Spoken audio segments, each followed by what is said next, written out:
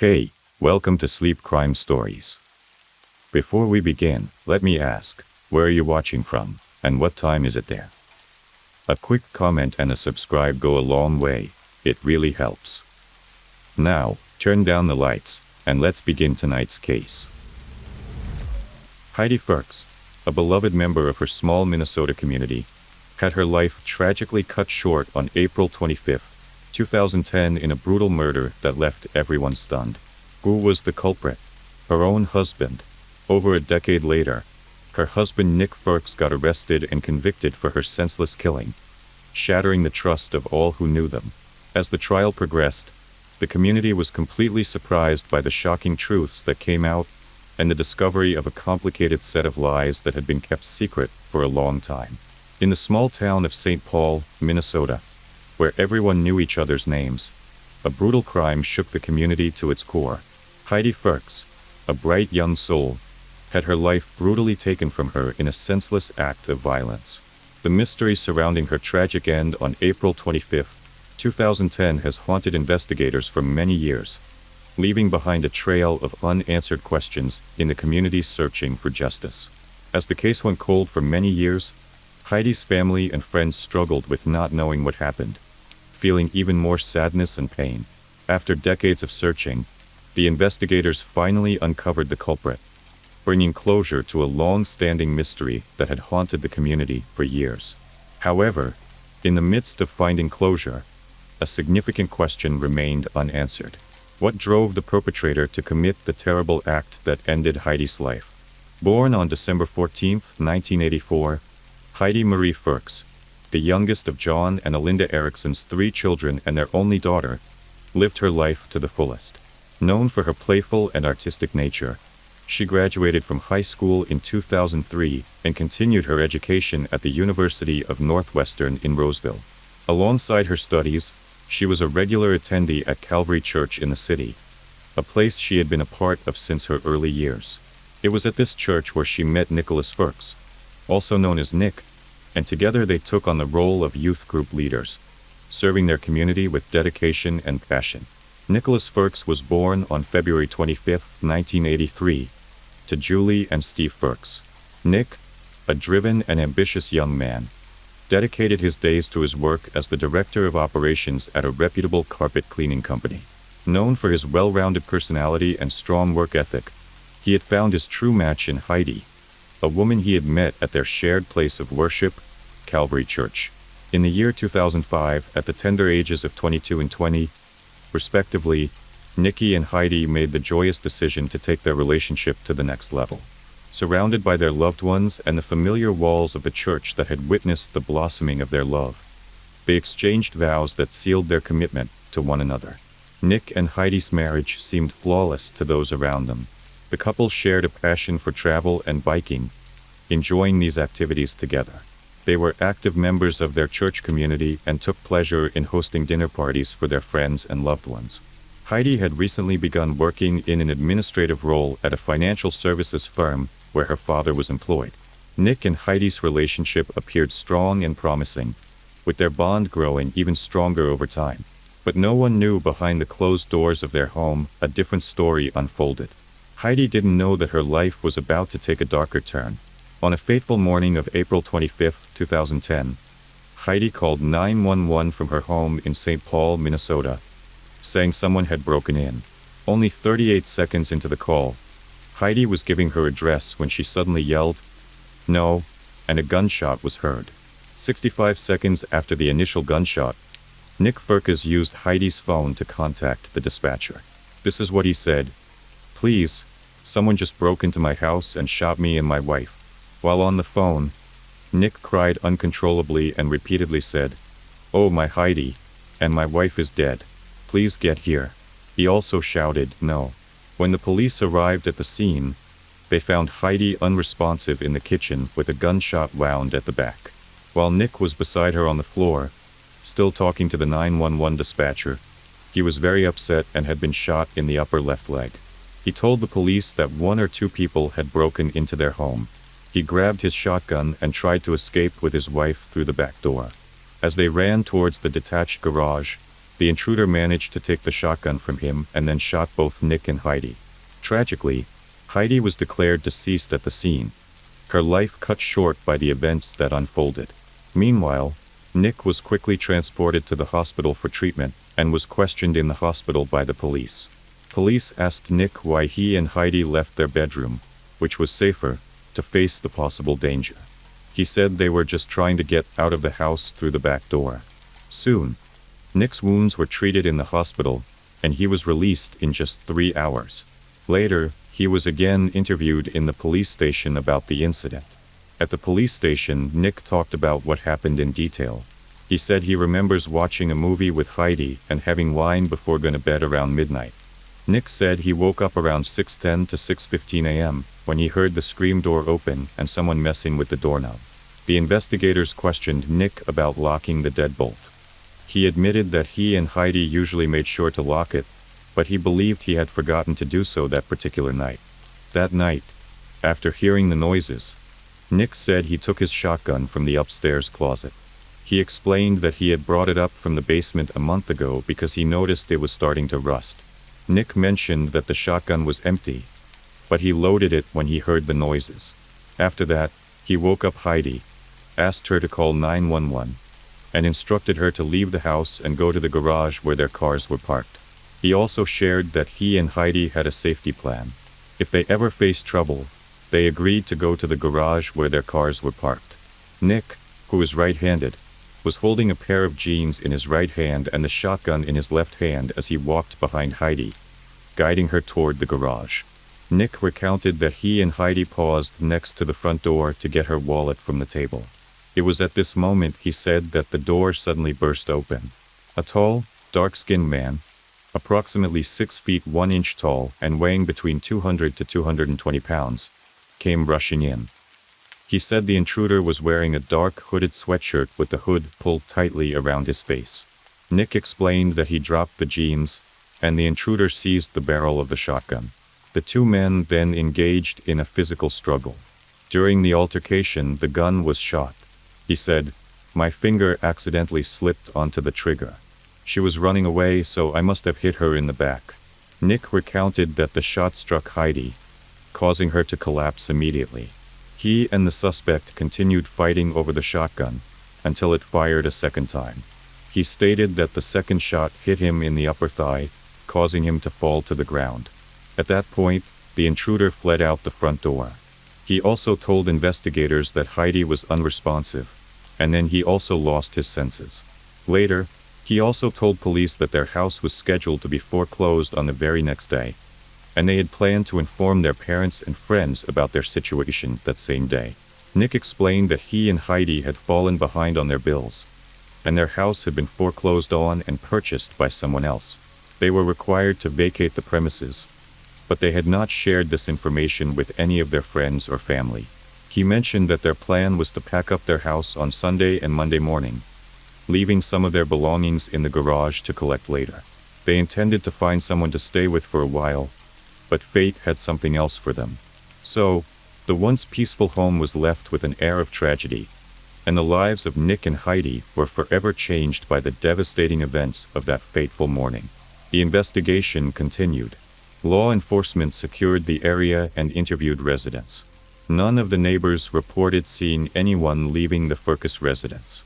One neighbor, Brendan O'Connor, who was looking after kittens in a nearby house, informed the authorities that he heard an argument, followed by gunfire and a plea. "You shot her. You shot me. Please, please no." Although no one witnessed the intruder leaving. After several weeks, Nick proceeded to give the police a sketch of the suspect, which was then shared with the public. Whose sketch was that?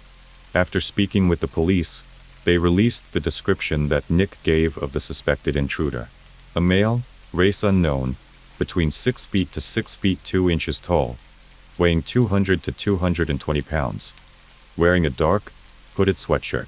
About 3 weeks later, the police showed a sketch made by an artist hired by Nick's lawyer based on the initial description. In this updated account, Nick specified that the individual was African American and estimated to be between 40 to 60 years of age. During the investigation, The search initially focused on finding an unidentified African American male intruder based on Nick's description. The authorities searched the area thoroughly, hoping to find any evidence or witnesses supporting Nick's story. The investigation into Heidi's death did not lead to any arrests or charges, leaving the case unresolved for many years. After many years, something shocking was revealed. Over 10 years passed with no resolution in Heidi's murder case. Nick seemed to have moved on, marrying Rachel and starting a family. Yet financial troubles resurfaced, leading to suspicions from Rachel about undisclosed problems. Rachel's concerns about their financial situation and Nick's reluctance to discuss it sparked her curiosity. She began to dig deeper, uncovering secrets and inconsistencies in Nick's past. Her discoveries would ultimately lead her to question everything she thought she knew about her husband and his involvement in Heidi's tragic death. Rachel didn't know about the financial problems the couple was facing, similar to what Heidi and Nick went through years ago. Her worries made her call the authorities, which reignited interest in the case. Investigators then investigated Nick's second wife, Rachel Furcas, whom he wed in 2012. When Rachel talked to the authorities, she had already divorced Nick due to his increasing financial problems. Rachel had also recorded their conversation where she confronted Nick about his deceit before their divorce in 2019.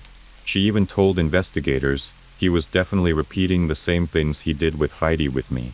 I saw a letter that we had not paid our property taxes, and if we didn't pay them we were going to get evicted by 2020. When Rachel contacted the police with her suspicions, it set in motion a chain of events that would once again thrust the Heidi Furcas murder case into the spotlight. Sergeant Nicole Sipes, who had been assigned to the case, listened intently to Rachel's concerns and began to re-examine the evidence. Sergeant Nicole Sipes of the St. Paul Police Department became deeply invested in uncovering the truth behind Heidi's murder. She made the bold move of enlisting the help of the FBI to analyze the audio recordings from the 911 call, hoping to find clues that could shed light on what happened that fateful night. After carefully examining the audio, the FBI found no proof that a third person was present during the incident. This was surprising, as it contradicted what Heidi's husband had told the police earlier. Sergeant Sipes and her team were confused by this new information.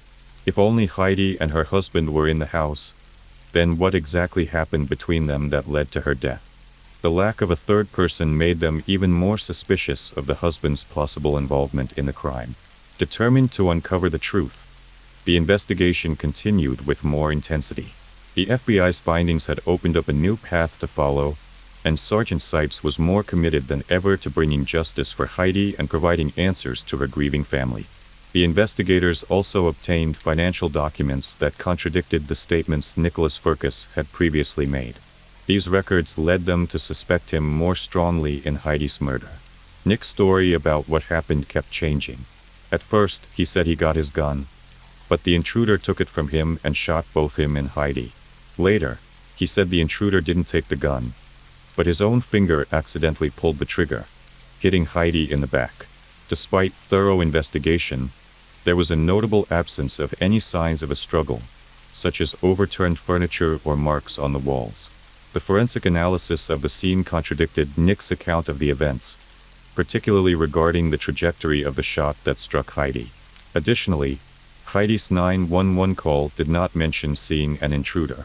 The lack of evidence of a break-in or intruder at the crime scene also raised the investigators' suspicions. They believed this absence of clues was part of Nick's plan to cover up his involvement in Heidi's death. So, soon the arrest warrant was made for Nick Furcas. On May 19, 2021, over a decade after Heidi's death, a SWAT team closed in on Nick Furcas' home in Mounds View and arrested him. He was arrested due to Rachel's suspicions and the dedicated work of Police Sergeant Nicole Sipes. This sudden arrest surprised many who had thought the case had reached a standstill and would never see closure. As the legal process unfolded, the details of the case would be re-examined and the truth behind that fateful night would slowly come to light. The question on everyone's mind was, would Nick be held accountable for Heidi's tragic death? Soon after, Heidi's family released a statement in response to Nicholas' arrest. "We're extremely grateful for all those who have worked so hard and long to get the case to this point, and also for everyone who has prayed and stood beside us all these years. We are hopeful that these charges will finally bring out the truth and result in justice for Heidi. Even though we know we can't have her back, we believe Heidi would want us to have the truth. God is honored by truth. Heidi's life and memory is further honored by truth. The family's words conveyed a mix of relief, gratitude, and a steadfast determination to uncover the truth. They acknowledged the tireless efforts of those who had never given up on the case and the unwavering support of the community. Their statement also expressed hope that the charges against Nick would lead to a resolution that would honor Heidi's memory and bring justice to her tragic death. When the case went to trial, Nick Furcas maintained his innocence and entered a plea of not guilty. Additionally, the majority of his family, particularly his father, expressed their belief in his innocence. They asserted that Nick's deep love for Heidi would have prevented him from carrying out such a violent act, but the jury thought otherwise. On February 10, 2023, the unthinkable happened. Nick, the person Heidi trusted most, was convicted of her brutal murder. After agonizing over the evidence for 10 long hours, the jury delivered their verdict, leaving all who knew Heidi reeling in shock and disbelief. In the trial, the prosecution carefully presented a timeline showing a man overwhelmed by serious financial difficulties. They argued that Nick had hidden the full extent of their financial problems from Heidi, and, fearing shame and conflict, resorted to ending her life. Additionally, the prosecution cast doubt on his story of a home invasion, suggesting it might have been a cover-up to deflect attention from himself. The prosecution presented compelling evidence during the trial, including the lack of signs of forced entry and inconsistencies in Nick's account. Perhaps the most persuasive piece of evidence was the conspicuous absence of DNA or physical proof indicating the presence of a third party, specifically the alleged intruder. This absence of evidence cast serious doubt on the validity of Nick's story. During the trial, prosecutor Rachel Cracker stated that Nick Furcas was unwilling to face the truth of his deception, leading him to commit a shocking act. He said he took Heidi's life and saved his reputation. But in Nick's defense, attorney Robert Richmond contended that the transition from financial distress to murder was illogical. He even said, all of this psychopabble that killing his wife would somehow save his reputation makes no sense. After heated discussions in the trial, the moment of truth arrived as the jury deliberated over Nick's fate. The weight of the evidence, the emotional testimonies, and the legal arguments all culminated in a pivotal decision that would determine whether justice would be served for Heidi's tragic death. So, after extensive court proceedings and careful consideration of the evidence, the jury unanimously decided that Nick Furcas was guilty of first-degree murder. On April 13, 2023, the judge handed down the harshest possible sentence. Nick would spend a life sentence without the possibility of parole. Despite being found guilty in a court of law, Nicholas Furcas continues to assert that he had no involvement in his wife Heidi's tragic demise. He firmly stands by his claim of innocence, even after being sentenced for the crime. On the day of his sentencing, Nick said, "I recognize the pain and loss shared by everyone here today. Justice had been served, but at what cost? A family shattered, a community betrayed, and a life taken far too soon. The finality of it all was almost too much to bear." The verdict brought a sense of closure to Heidi's family and friends, but it also left them with the painful realization that the man they thought they knew was capable of such a heinous act. So, you must be thinking, where is Nick now? Nick is currently serving his life sentence at the Minnesota Correctional Facility, located in St. Cloud, Minnesota. In the end, let me tell you what was the motive behind the killing. The main motive behind the killing remains unclear, leaving questions about what drove Nick to commit such a tragic act. However, the investigation revealed that in June 2009, Nick had been served with foreclosure papers on their house. The house was then sold at a sheriff's auction that same month, about 10 months before Heidi was killed. Eviction proceedings had started in February 2010, and hearing was scheduled for March 8, 2010, which Nicholas attended alone. The original lockout date was set for April 9, 2010. Nick called the attorneys and said his grandmother was in the hospital and about to die. He asked to have the lockout moved to April 26. However, when investigators looked into this, they found no evidence that either of Nick's grandmothers was actually in hospital or died in 2010. So, When questioned by investigators whether Heidi knew about all this or not, Nick claimed that Heidi was fully aware of their dire financial circumstances. He went on to say that they had made plans together to move out of their foreclosed home and start a new life somewhere else. But things were not as they seemed. The shocking truth came to light by the prosecutors. He had hidden their financial struggles from his wife and tragically ended her life before she could ever learn the harsh reality. Rather than being honest with his wife and working together to find a solution, Nick resorted to the unthinkable. Prosecutors said Nick killed his wife because he was too ashamed to tell her about their money problems. This included $18,000 in credit card debt and 22 months of late mortgage payments. Prosecutors argued that he killed Heidi because he was too ashamed and afraid to face the reality of their situation. By ending her life, he saved himself from having to confront the consequences of his own deception. Yet even as justice was served, the pain and loss felt by Heidi's loved ones remained. No amount of legal retribution could undo the harm done or bring back the vibrant life that was so cruelly taken. No one could have imagined that the person Heidi trusted most would be the one to take her life, but that is exactly what happened in her tragic case. Still with me? Good, that means you're ready for the rest. Don't forget to hit subscribe if you want more cases just like this one. Jonathan was born in Michigan in 1994 to Jennifer and Michael. 3 years later, his sister Jessica came into his life. From a very young age, Jonathan and Jessica formed a bond that's unbreakable. They shared a special connection. Unfortunately, Jonathan's parents, Jennifer and Michael, faced struggles. Their frequent fights meant Jonathan and Jessica were often left in the care of their grandmother, Sandra. Sandra was Jennifer's mother and took the role of a nurturing caregiver to her grandchildren. She provided Jonathan and Jessica with a safe and loving home away from home. At their grandmother's house, Jonathan and Jessica found solace and comfort.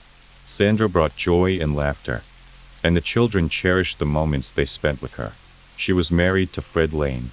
Together, Sandra and Fred created a family unit that nurtured and protected Jonathan and Jessica. In 2008, after enduring years of turmoil, Jennifer and Michael divorced. When Jonathan was a Central High School senior, he faced a challenging and unexpected turn of events. His mother made the decision to move the family from Michigan to Arizona. The move was difficult for him, as he was leaving behind the only life he had ever known. The situation only worsened for Jonathan and his family when they arrived in Arizona. Shortly after their relocation, his young sister Jessica became gravely ill. After undergoing extensive tests and examinations, doctors discovered a tumor on Jessica's brain. Jessica's diagnosis was devastating for the entire family. Jessica underwent surgery the very next day to remove the tumor. The operation was successful, but it came at a cost.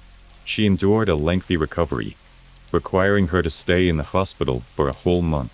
During this time, Jennifer devoted all her time and attention to her daughter's well-being, sacrificing her own needs, which left Jonathan feeling isolated and alone. He had to cope with the pressure of being a teenager in a new state while facing the absence of his mother and sister. Recognizing the strain that Jonathan was going through, Sandra, his grandmother, reached out to Jennifer. Deeply concerned about her grandson's well-being, Sandra suggested sending him north to Michigan to live with her and her husband, Fred.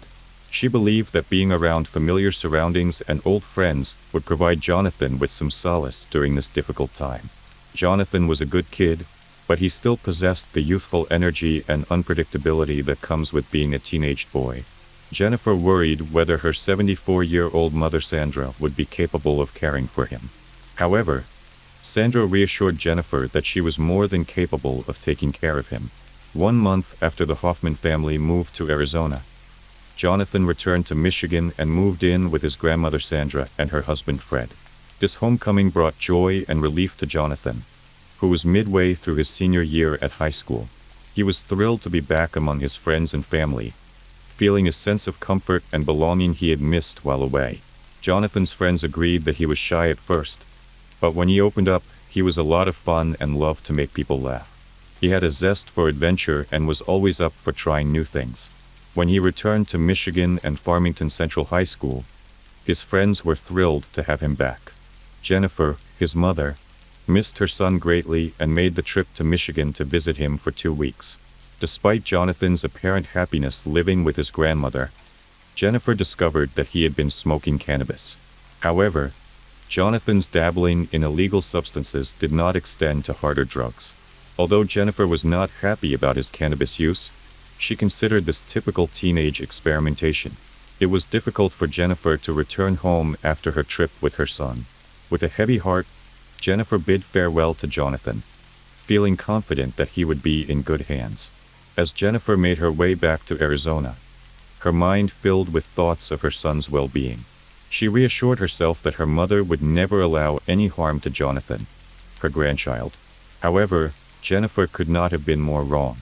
Little did Jennifer know that Jonathan was in grave danger, and it was at the hands of his grandmother Sandra. In a matter of weeks, Jonathan would be dead. On May 19, 2017, at 5:27 p.m., Jonathan Hoffman made the panicked call to 911. His voice trembling as he relayed to the dispatcher that his grandmother had shot him and he was dying. The dispatcher quickly sprang into action, dispatching police and paramedics to Jonathan's residence.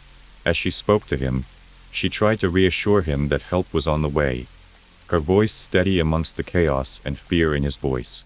There was an ominous silence on the line, and for a moment, the dispatcher feared that the connection had been dropped or that Jonathan had passed away. But then, just as her heart sank, she heard a barrage of gunfire erupt from the phone, followed by a pained cry. Jonathan shouted, "Ow," as his voice cracked with terror as he told the operator that his grandmother had shot him again. The West Bloomfield Township Police Department officers were swiftly dispatched to the scene, arriving at Sandra Lane's house at 5:33 p.m. As they approached, they could hear gunfire coming from within the residence. The officers, trained to handle such situations, didn't hesitate to take the necessary precautions. They positioned themselves behind their patrol vehicles, providing cover for themselves. From their position, the officers observed a woman walking inside the house. They issued clear commands ordering the person inside to place their weapon on the ground. Time seemed to stand still, their hearts pounding with anticipation. Finally, after a tense moment, the officers heard the sound of a gun being secured. With the assurance that the person inside had secured the firearm, they decided to enter the residence. When the police made it inside the home, they found 74-year-old Sandra Lane standing in front of them, a Glock 17.40 caliber handgun at her feet. Staring at the police, Sandra said, "I murdered my grandson several times." Sandra was not crying. She was calm and stated the disturbing sentiment as a matter of fact. One of the police officers asked Sandra why she killed her grandson, but Sandra remained silent. 2 minutes after the police arrived at her home, Sandra was handcuffed and placed in the back of a patrol vehicle. Officers entered her home to find the victim, who Sandra said was her grandson, 17-year-old Jonathan Hoffman. Inside Sandra Lynn's home, the air was heavy with smoke, making it difficult to see through the haze. As they climbed the staircase, they reached the landing where Jonathan lay motionless, face down on the hardwood floor. Dressed in gym shorts and socks, the young man's body was riddled with gunshot wounds to his upper torso. Despite the severity of his condition, the medics managed to detect a faint pulse. With urgency, Jonathan was rushed to Botsford Hospital, where a team of medical professionals worked tirelessly to stabilize his condition. However, their efforts proved futile, and after 30 minutes of intense medical intervention, he was pronounced dead. After the ambulance rushed Jonathan Hoffman to the hospital, Sandra Lane's home was secured as a crime scene. The residence spanned 3 levels, and nearly every room was filled with signs of violence and blood. Crime scene investigators arrived and carefully examined the area, searching for clues that could shed light on the shocking events. As investigators descended the basement staircase, they were immediately struck by the presence of footprints and bloodstains on the ground. The investigators carefully preserved this evidence. Moving further into the house, the team came across 10 bullet casings scattered in various areas. Each casing was collected. One of the investigators noticed a bullet hole in the drywall. In the search for more evidence, the investigators made their way to the second floor. There they discovered a gun case filled with ammunition. While the investigators were busy collecting evidence, they took special care to photograph Sandra, her face, arms, and hands. While sitting in the back of the patrol car, Sandra became very upset and started to cry. In the middle of the chaos, Fred Lane, Sandra's husband, showed up outside of the house with their dog. According to Fred, he had been gone for an hour, having taken the dog for a walk after Sandra asked him to. Fred was stunned to learn that his wife had admitted to shooting and killing their grandson Jonathan. Once Jonathan was pronounced dead at the hospital, the police faced the challenging task of informing his family that their beloved son was murdered by his grandmother, Sandra Lane. As detectives delved deeper into the case, they learned that Jonathan had been living in Michigan while his parents and sister were residing in Arizona. When the detectives broke the devastating news to Jennifer, informing her that her mother had shot and killed her beloved son, she was left in a state of stunned disbelief. It seemed inconceivable that someone who was supposed to love and cherish their grandchildren could commit such a heinous crime. Everyone knew that Jonathan was his grandmother's favorite, which made it even more unfathomable how he ended up dead at Sandra's hands.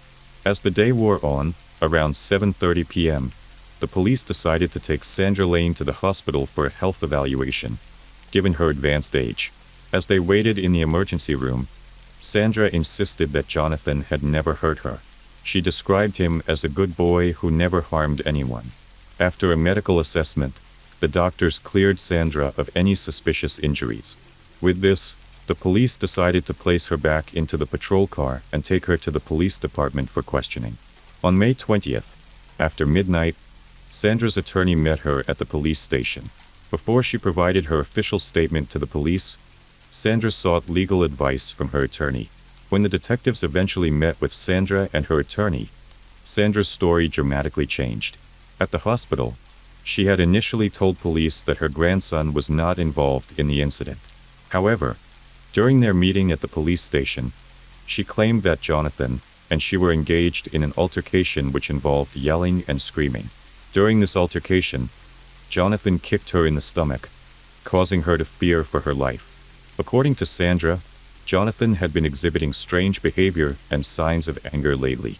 Jonathan had been coming and going from her house at all hours of the night, and he often brought people over whom she did not particularly care for. Furthermore, Sandra had noticed valuables missing from her home, leading her to suspect that Jonathan or his friends may have been involved in theft. Sandra also mentioned that her grandson has a history of getting into trouble with the law. Sandra claimed while Jonathan was driving, an officer pulled him over and it was discovered that there was cannabis in his car.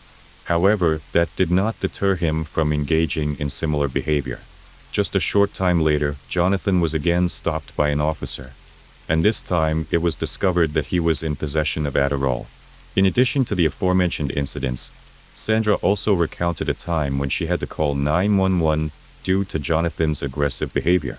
During that particular incident, Jonathan was yelling obscene things at her. However, when the police arrived, Sandra implored them not to arrest Jonathan. According to Sandra, she only purchased a gun because of Jonathan's behavior. Sandra claimed that everything came to a head on May 18th, after she took Jonathan to the probation department because he had not been in compliance with his probation. When they returned home, Sandra said Jonathan threatened to take her car, and that is when he attacked her. Since there were no witnesses to Jonathan's shooting other than Sandra, the detectives faced a challenge in confirming her story.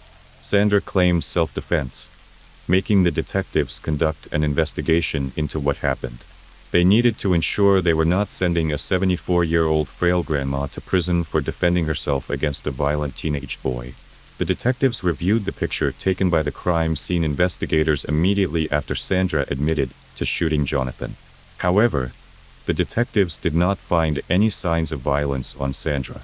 Not a single scratch was present, which would be expected if she had been in a struggle. During her court arraignment, the judge ruled that Sandra should be held with bond as she awaited trial at the Huron Correctional Facility. Paul Walton, the prosecutor assigned to the case, felt that the 911 call made by Jonathan contradicted Sandra's claim of self-defense. When Paul listened to the call, he noticed a significant period, approximately 2 minutes and 51 seconds, of silence before Sandra fired another shot at Jonathan. Based on Walton's observations, it seemed that Jonathan was already severely injured and posed no immediate threat to Sandra. However, Sandra's defense attorney presented a different argument. They contended that Jonathan was still a threat despite his injuries. The defense highlighted a portion of the 911 call where Sandra is heard yelling, "Let go," during the altercation, suggesting that Jonathan was still coming for his grandmother, even though he was injured. The defense attorneys for Sandra Lane argued that she was nothing more than an innocent and loving grandmother. They argued that the end of the 911 call, where Sandra can be heard saying to a grandson who was bleeding out to lie down and that she was going to get him some water, proved that point. According to the defense, these statements showed Sandra's true nature as a compassionate and caring woman. Prosecutor Walton was confused by Sandra Lane. Was she a loving grandmother who had no alternative but to take the life of her grandson in a tragic circumstance? Or was she a cold-blooded murderer who pursued her grandson, ultimately shooting him like an animal in the woods? To gain a deeper understanding of Sandra Lane, Prosecutor Walton initiated a series of interviews around town. These testimonies, all of who were interviewed, painted a consistent picture of Sandra as an ordinary grandmother. Sandra frequented the local salon weekly, actively participated in her synagogue, taught Sunday school, and volunteered her time. She was also known for her generosity and affluence. What struck the detectives most was the overwhelmingly positive feedback from those who knew Sandra. They described her as deeply bonded to her grandchildren, especially Jonathan. The testimonies seemed to contradict the horrific act she had admitted to committing. However, a different story emerged when the detectives interviewed Jennifer, Sandra's daughter, and Jonathan's mother. Jennifer provided a different take on her mother's character, contradicting the image presented by the community. Jennifer claimed that her mother was not the warm and compassionate person portrayed by others. Instead, she painted a different picture, describing her mother as a controlling and abusive person. According to Jennifer, when she grew up, her parents constantly fought, and there were times when Sandra physically assaulted her. Jennifer stated that her father was often absent, leaving her mother complete control over the household. As a result, Sandra acted like a tyrant going on tirades. Eventually, Sandra said her father went on one trip and never returned. Several years after her father's disappearance, Sandra remarried a man named Fred Lane. Jennifer noticed a significant change in her mother's behavior. Sandra expressed a deep love for Fred and believed that he was a good man who brought stability to their home. Initially, Sandra's arguing and controlling behavior seemed to subside. However, Jennifer claimed that after she gave birth to her first child, Jonathan, Sandra once again tried to impose her control. According to Jennifer, her mother, Sandra, became obsessed with her baby, to such an extent that Jennifer often joked that she thought Sandra wanted to kidnap the baby and take him away from her. Jennifer believed that Sandra's obsession bordered on an unhealthy level. After Sandra was charged with murdering her grandson, Jonathan, the community of West Bloomfield rallied around her. There were a significant number of residents who believed that Jonathan was a drug user who deserved to be killed. In response to this sentiment, members of the community began posting supportive messages on social media, expressing their encouragement for Sandra, referring to her as Granny, and using the hashtag #GoGrannyGo. To the public, Jonathan was portrayed as a monster, while Sandra was depicted as an innocent and frail older woman. Jennifer shared that most of her family had accepted Sandra's self-defense narrative and had turned their backs on the memory of both Jonathan and herself. Sandra's husband, Fred, stood by his wife's side throughout the ordeal, offering unwavering support. The medical examiner determined Jonathan Hoffman's manner of death to be homicide. Jonathan's cause of death was the multiple gunshot wounds he sustained. Examination of the wounds revealed the presence of stippling, which indicated that the gun was fired at Jonathan from varying distances. In addition to the gunshot wounds, a toxicology report was conducted on Jonathan's body. The report revealed the presence of synthetic marijuana, also known as spice. At the time, spice, specifically K2, was prevalent among teens and young adults in West Bloomfield. This substance could be purchased at gas stations without identification, and there were several reports of individuals taking it and experiencing adverse reactions, such as violent behavior. Interestingly, 1 month before Jonathan's death, there was a murder involving another student from the same high school. Michael Cipriano, a student like Jonathan, murdered his father Robert following a verbal confrontation. It was reported that Michael was under the influence of spice at the time of the attack. Jessica, Jonathan's sister, had a deep love for her brother, but she was aware of his emotional and sometimes violent tendencies. Despite not wanting to think about it, she began to wonder if her brother had hurt their grandmother, which is why she shot and killed him. 2 months after Sandra was arrested at a circuit court arraignment, she was indicted on 2 more charges: possession of a firearm and the commission of a felony, and a unique indictment called open murder. Open murder is only in effect in select states, including Nevada and Michigan. It encompasses both first and second-degree murder charges. Prosecutor Paul Walton was concerned about the jury's potential reluctance to convict a grandmother of premeditated murder. As a result, he decided to present the jury with a broader range of options, a decision that displeased the defense. They felt that the prosecution was copping out on their job. In 2013, Sandra Lane went on trial for the murder of her grandson. News of the killing spread, garnering national attention. Many people blamed Jennifer, Jonathan's mother, for allegedly sending him with Sandra to Michigan. There were those who posted on social media criticizing Jennifer and suggesting her son deserved to die, along with Jennifer herself. During the trial, Sandra Lane's defense attorneys focused on portraying her as an innocent and loving grandmother. However, the state put forth a contradicting argument. Attempting to disprove her claims of self-defense, Prosecutor Walton presented the jury with the images taken after the shooting, which depicted Sandra. He argued that these images indicated inconsistencies in her account of the altercation.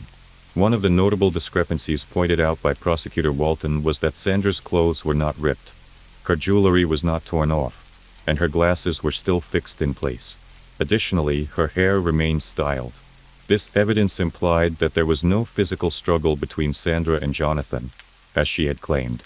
Additionally, there was evidence to support the theory that Sandra went down to the basement after the shooting to find additional ammunition. This evidence was shown in the bloody footprints the investigators found on the basement stairs. The crime lab determined the footprints belonged to Sandra, and the blood they were made in was Jonathan. After the prosecution rested their case, Sandra's defense had the opportunity to present their case. In order to strengthen their case, Sandra's attorney decided to allow her to testify on her behalf. Despite the risk involved, the attorney believed that it was important for the jury to hear directly from Sandra herself about the experiences she faced while living with her grandson Jonathan in the months before he was killed. According to Sandra, Jonathan was violent and had a habit of kicking in doors and breaking objects. One time, he even shattered a computer monitor.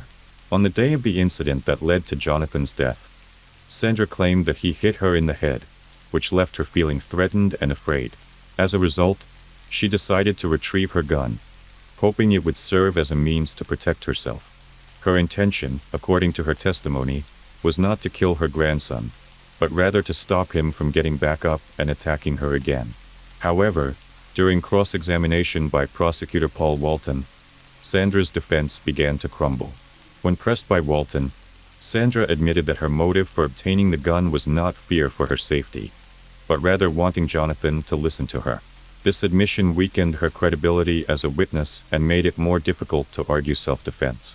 Experts testified that the K2 spice detected in Jonathan's urine at the time of his death indicated he was not actively under the influence of the drug during the time of his death. The location in the urine suggested that the drug had gone through his system, dismissing Sandra's claim that Jonathan was high on the drug and violent. Following the presentation of the evidence presented at the trial, the jury deliberated for 2 days before returning with a guilty verdict for second-degree murder and use of a firearm during the commission of a felony. Sandra was sentenced to 20 years of imprisonment. Jacqueline Jackie Vandegrift was born in Carrollton, Texas on March 4, 1992. She was the youngest of 2 daughters. Throughout her life, Jackie resided in the colony in Frisco, Texas, where she was raised alongside her loving family. Before Jackie could walk, she learned to somersault, showcasing her natural talent for gymnastics. This early introduction fostered her passion for the sport and paved the way for her future success. Jackie's parents recognized her potential at just 3 and enrolled her in gymnastics courses. Over the following years, she honed her skills and eagerly participated in various competitions. Jackie reached level 5 in the Texas State Gymnastics Association. Those who knew Jackie described her as a warm and compassionate person. Jackie had a heart of gold and genuinely cared about the well-being of others. She was a loyal friend who encouraged her loved ones to be the best versions of themselves. Through words of encouragement or simply being there to listen, Jackie's company brought comfort and joy to those around her. Jackie's kindness extended beyond human relationships. She deeply loved animals, was a lifelong vegetarian, and believed in supporting pet adoption from no-kill shelters. Her compassion extended to all living beings. Jackie was passionate about reading. Her favorite book series was Harry Potter, and she would lose herself in the magical world of Hogwarts.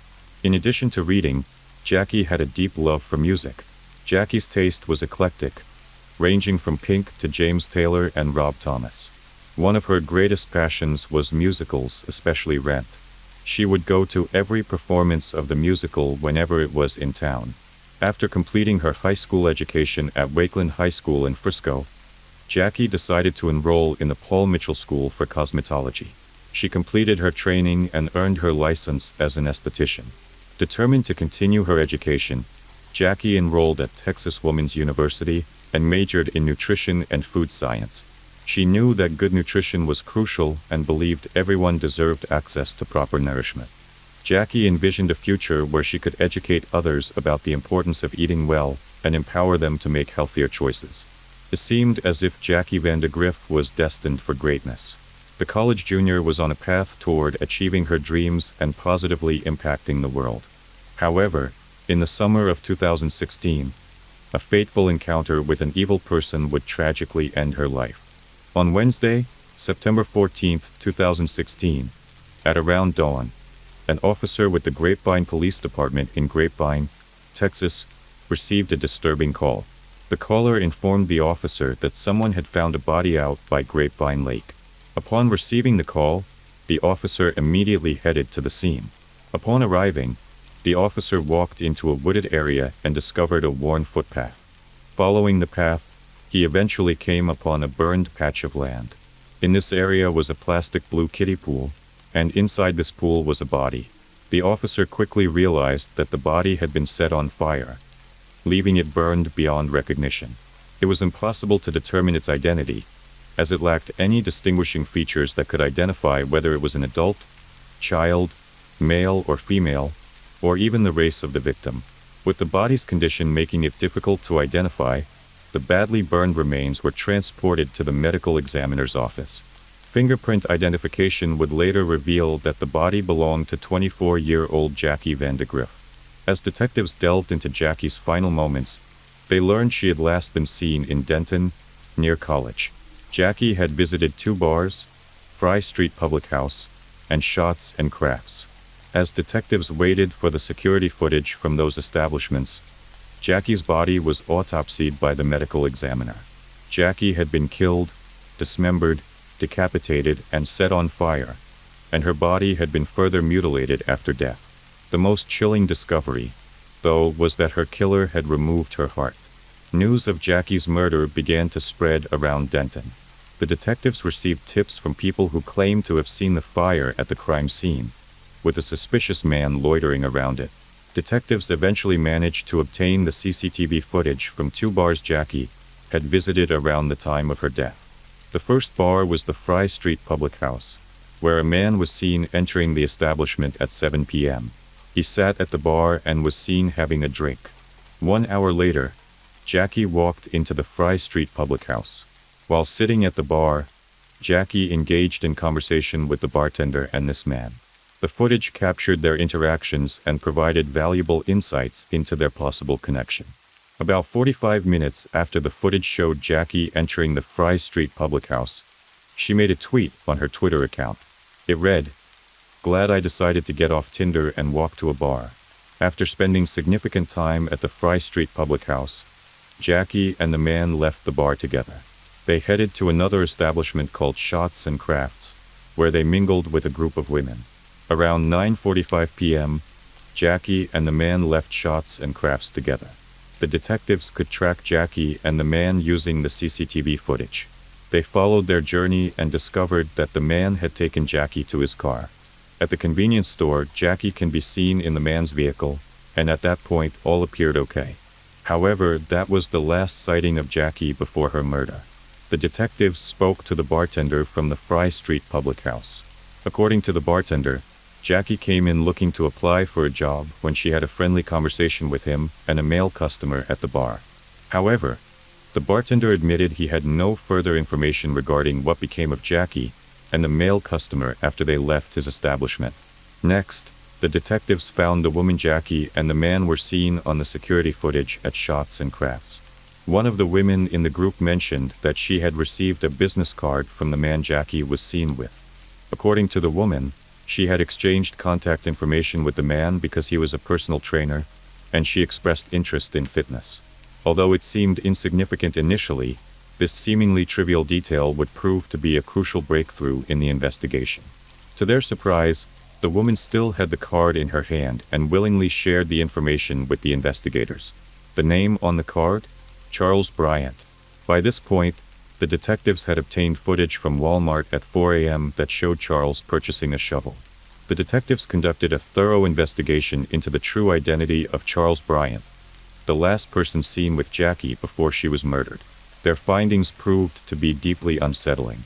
Charles Bryant, a 29-year-old man, lived approximately 20 miles away from Denton, but the city held a significant allure for him. What was drawing him there was the desperate attempt to rekindle his relationship with ex-girlfriend Caitlin. Caitlin, a resident of Grapevine, was attending the University of North Texas. 3 months earlier, Caitlin met Charles Bryant at her home in Grapevine, Texas, when he came into the restaurant where she worked as a server on the day of her high school graduation. Charles was different from the high school boys Caitlin was used to. Firstly, he was in his late 20s, almost a decade older than Caitlin. Secondly, Charles was covered in tattoos, showcasing his muscular physique. He worked as a personal trainer and bartender, accumulating unique skills and traits that intrigued Caitlin. During the summer of 2016, Caitlin spent nearly every day with Charles at Grapevine Lake. Their attraction grew stronger with each passing day, and Caitlin was captivated by her older boyfriend's enigmatic nature. However, not everyone shared Caitlin's enthusiasm. As Caitlin's relationship with Charles progressed, her mother became aware of their significant age gap. Concerned for her daughter's well-being, she asked Caitlin to show her a picture of Charles. While initially willing to give Charles the benefit of the doubt, Caitlin's mother admitted to feeling an immediate unease upon gazing into his piercing eyes. It was as though she was staring directly at evil. Caitlin's mother, growing increasingly concerned for her daughter's well-being, voiced her concerns, urging her to reconsider her relationship with Charles. However, Caitlin dismissed her warnings, dismissing them as mere parental concerns. "He's so nice to me," Caitlin insisted, oblivious to the sinister nature lurking beneath the surface of her seemingly innocent attraction. Little did she know that her harmless romance was about to turn into a nightmarish ordeal. Initially, Caitlin was happy with her new relationship with her older boyfriend. However, as the weeks progressed, doubts began to surface, and she started to question whether her mother was right. Charles seemed excessively narcissistic and manipulative, and Caitlin couldn't shake the feeling that he thought highly of himself. To make her feel bad, Charles would constantly remind her that she could never find anyone as good as him. By mid-August 2016, when Caitlin was preparing to move to Denton for her first year at college, she decided to break up with Charles. The red flags were becoming too numerous to ignore any longer. However, the following day, Charles showed up at Caitlin's home and begged her to get back together, claiming he was going to do better. Caitlin gave in and resumed their relationship. Within a week, Caitlin had moved out of Grapevine into Denton to start school. Once Caitlin moved away, she ended her relationship with Charles once and for all. However, Charles was not the type to take no for an answer. On August 24th, police found Charles on the University of North Texas campus while conducting a traffic stop because of the way he was driving. The officer thought it was a DUI, but Charles was not over the legal limit of alcohol. Nevertheless, he was charged with several outstanding warrants and let go. Several hours later, Charles returned to the University of North Texas and knocked on Caitlin's dorm room door, which he had somehow managed to locate. Caitlin called 911, and by the time the officer arrived, Charles had already vanished. When the officer questioned Caitlin, she explained that she had been sick of the way Charles treated her and spoke to her, prompting her to end their relationship, for Charles did not accept this decision. Taking Caitlin's concerns seriously, the police officer issued Charles a temporary no trespass order, banning him from the UNT campus. However, Charles was not deterred by this setback. He was determined to find a way to get to Caitlin, regardless of the restrictions placed upon him by the school. On August 31st, Charles stumbled upon Caitlin on her first day of a new job. Recognizing Charles, Caitlin asked him to leave. Caitlin scheduled a meeting with her manager to discuss the situation and request that he bar Charles from entering the business. However, the manager informed Caitlin that this request was beyond his control.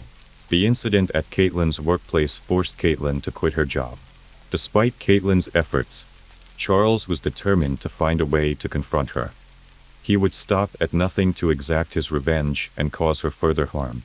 The cycle of fear and intimidation continued as Charles's obsession consumed him, and Caitlin's life remained in jeopardy. In the meantime, Caitlin was residing on campus at UNT, which worried her mother greatly.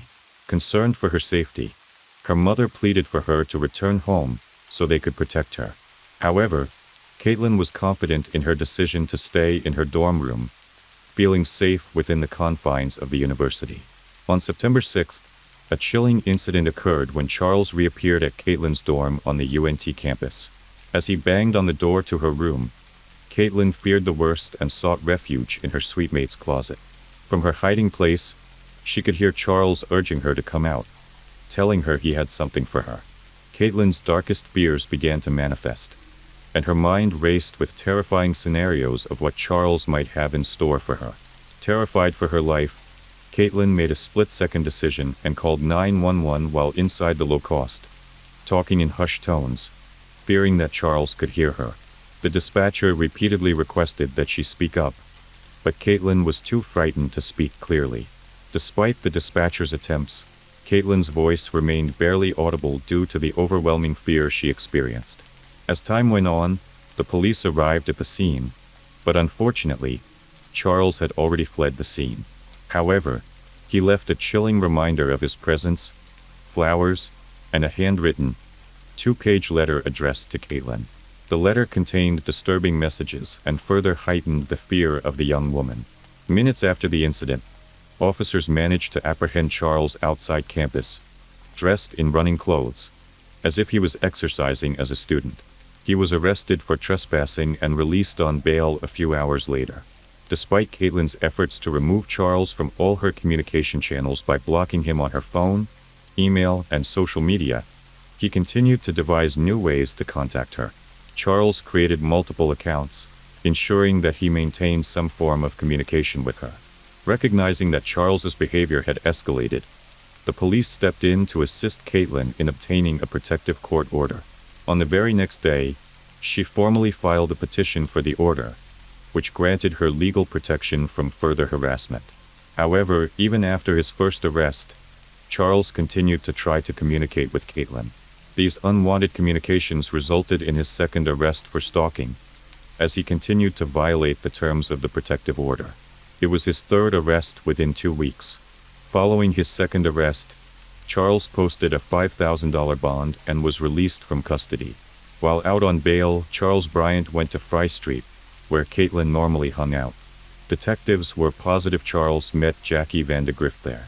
Even though there was a lot of circumstantial evidence linking Charles to Jackie's murder, there was nothing physical. When the detectives helping Caitlin with her stalking case at UNT heard Charles was the prime suspect in a murder, they worried for Caitlin's safety. Caitlin said she was okay.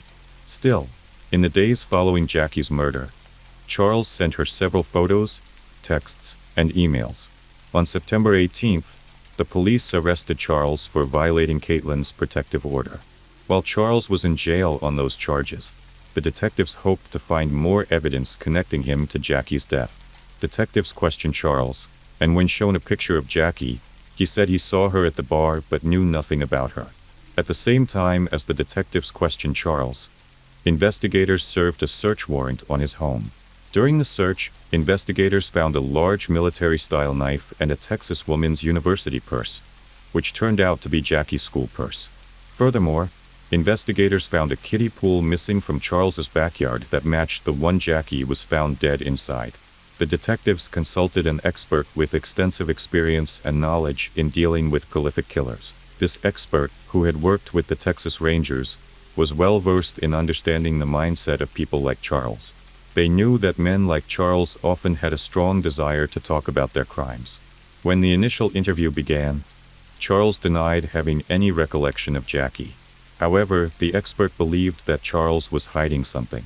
The expert sensed that Charles did know what had happened to Jackie. To create a friendly and open atmosphere, the expert attempted to lighten the tension in the interrogation room. The expert made it seem like they were simply two buddies having a casual conversation at a local bar. By establishing a rapport, the expert aimed to ease Charles's mind and gain his trust. As they engaged in conversation, the expert began suggesting possible scenarios to see if Charles would take the bait. The expert tried to portray Jackie as an instigator, leading Charles on and causing frustration. Throughout the conversation, the expert used various tactics to see if Charles would react to certain prompts. However, the expert's approach was not without risk. If the expert pushed too hard or appeared insincere, he could lose Charles's trust and hinder the investigation. Therefore, the expert had to strike a balance, maintaining his friendly demeanor while subtly trying to entice Charles into confessing the truth. During the interview with Charles, the expert closely monitored his responses and mannerisms to understand his character better. Under the pretense of aiding Charles in recalling the events surrounding Jackie's admission, the expert conducted a brief memory exercise. To the expert's surprise, Charles's story began to change slightly. Initially claiming ignorance regarding Jackie's admission, Charles disclosed that he had spoken to her at the Fry Street public house when she went there to apply for a job. As the conversation between the expert and Charles continued, the expert decided to take a different approach. Ordering pizza, the expert hoped that the food might relax Charles, and the detectives could uncover the motive behind Jackie's murder. The detectives involved in the case believed that the catalyst behind Jackie's death was Charles's uncontrollable rage towards his ex-girlfriend, Caitlin. The interrogation lasted for approximately 3 hours, and during this time, Charles admitted to unintentionally killing Jackie during what Charles referred to as kinky sex. According to Charles, the incident took place in his car, and Jackie asked him to choke her with an oversized zip tie that he had in his possession. However, Charles insisted that the death was accidental. Charles claimed that neither he nor Jackie had tightened the zip tie. It had just happened. After the interview, Charles Bryant was charged with Jackie Vandegrift's murder. When Charles was charged with Jackie's murder, his ex-girlfriend Caitlin took to social media to look at Jackie's Facebook page and was shocked to see they were already friends. Suddenly, Caitlin remembered getting a friend request from Jackie's Facebook page on the day her body was found before Caitlin was aware of the case. Caitlin was positive that her ex-boyfriend Charlie and the suspect in Jackie's murder used Jackie's phone to friend request her. Furthermore, a tweet sent out from Jackie's account after her death which read, "Never knew I could feel like this." The police also felt came from Charles after he murdered her. One woman, Christy, was stunned to hear that Charles, whom she had met through a dating app the previous year, had been charged with murder. The Charles she knew was quiet and reserved, but during their brief time together, she observed several red flags that raised her suspicions. Christy claimed that Charles quickly became attached to her, and she eventually decided to end their relationship. However, Charles continued to pursue her, even professing his love for her desperately. This declaration came as a surprise to Christy, as she and Charles had never shared a kiss. Christy's profession, working with abused children, gave her a unique perspective and led her to recognize certain patterns in Charles's behavior. She suspected that he may have been a victim of abuse in his childhood, as she had seen similar patterns in some of her young clients. One day, Christie mustered up the courage to ask Charles if he had been abused as a child.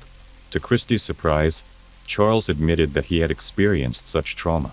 However, the police found no verification of Charles's claims of abuse. However, Christie thought it was true that Charles was abused. She claimed because Charles was a nice man and she felt sorry for him, she stayed in touch, albeit at a distance, but never thought he was capable of murder. Because Jackie's autopsy provided few answers, such as her cause of death and where she was killed before she was dismembered and set on fire, the prosecution worried about providing a murder case.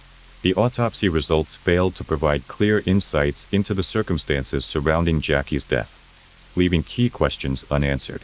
Charles admitted to disposing of Jackie's body after she accidentally died during rough intercourse. During the investigation, Charles confessed to his involvement in disposing of Jackie's body. However, he pleaded not guilty to her murder.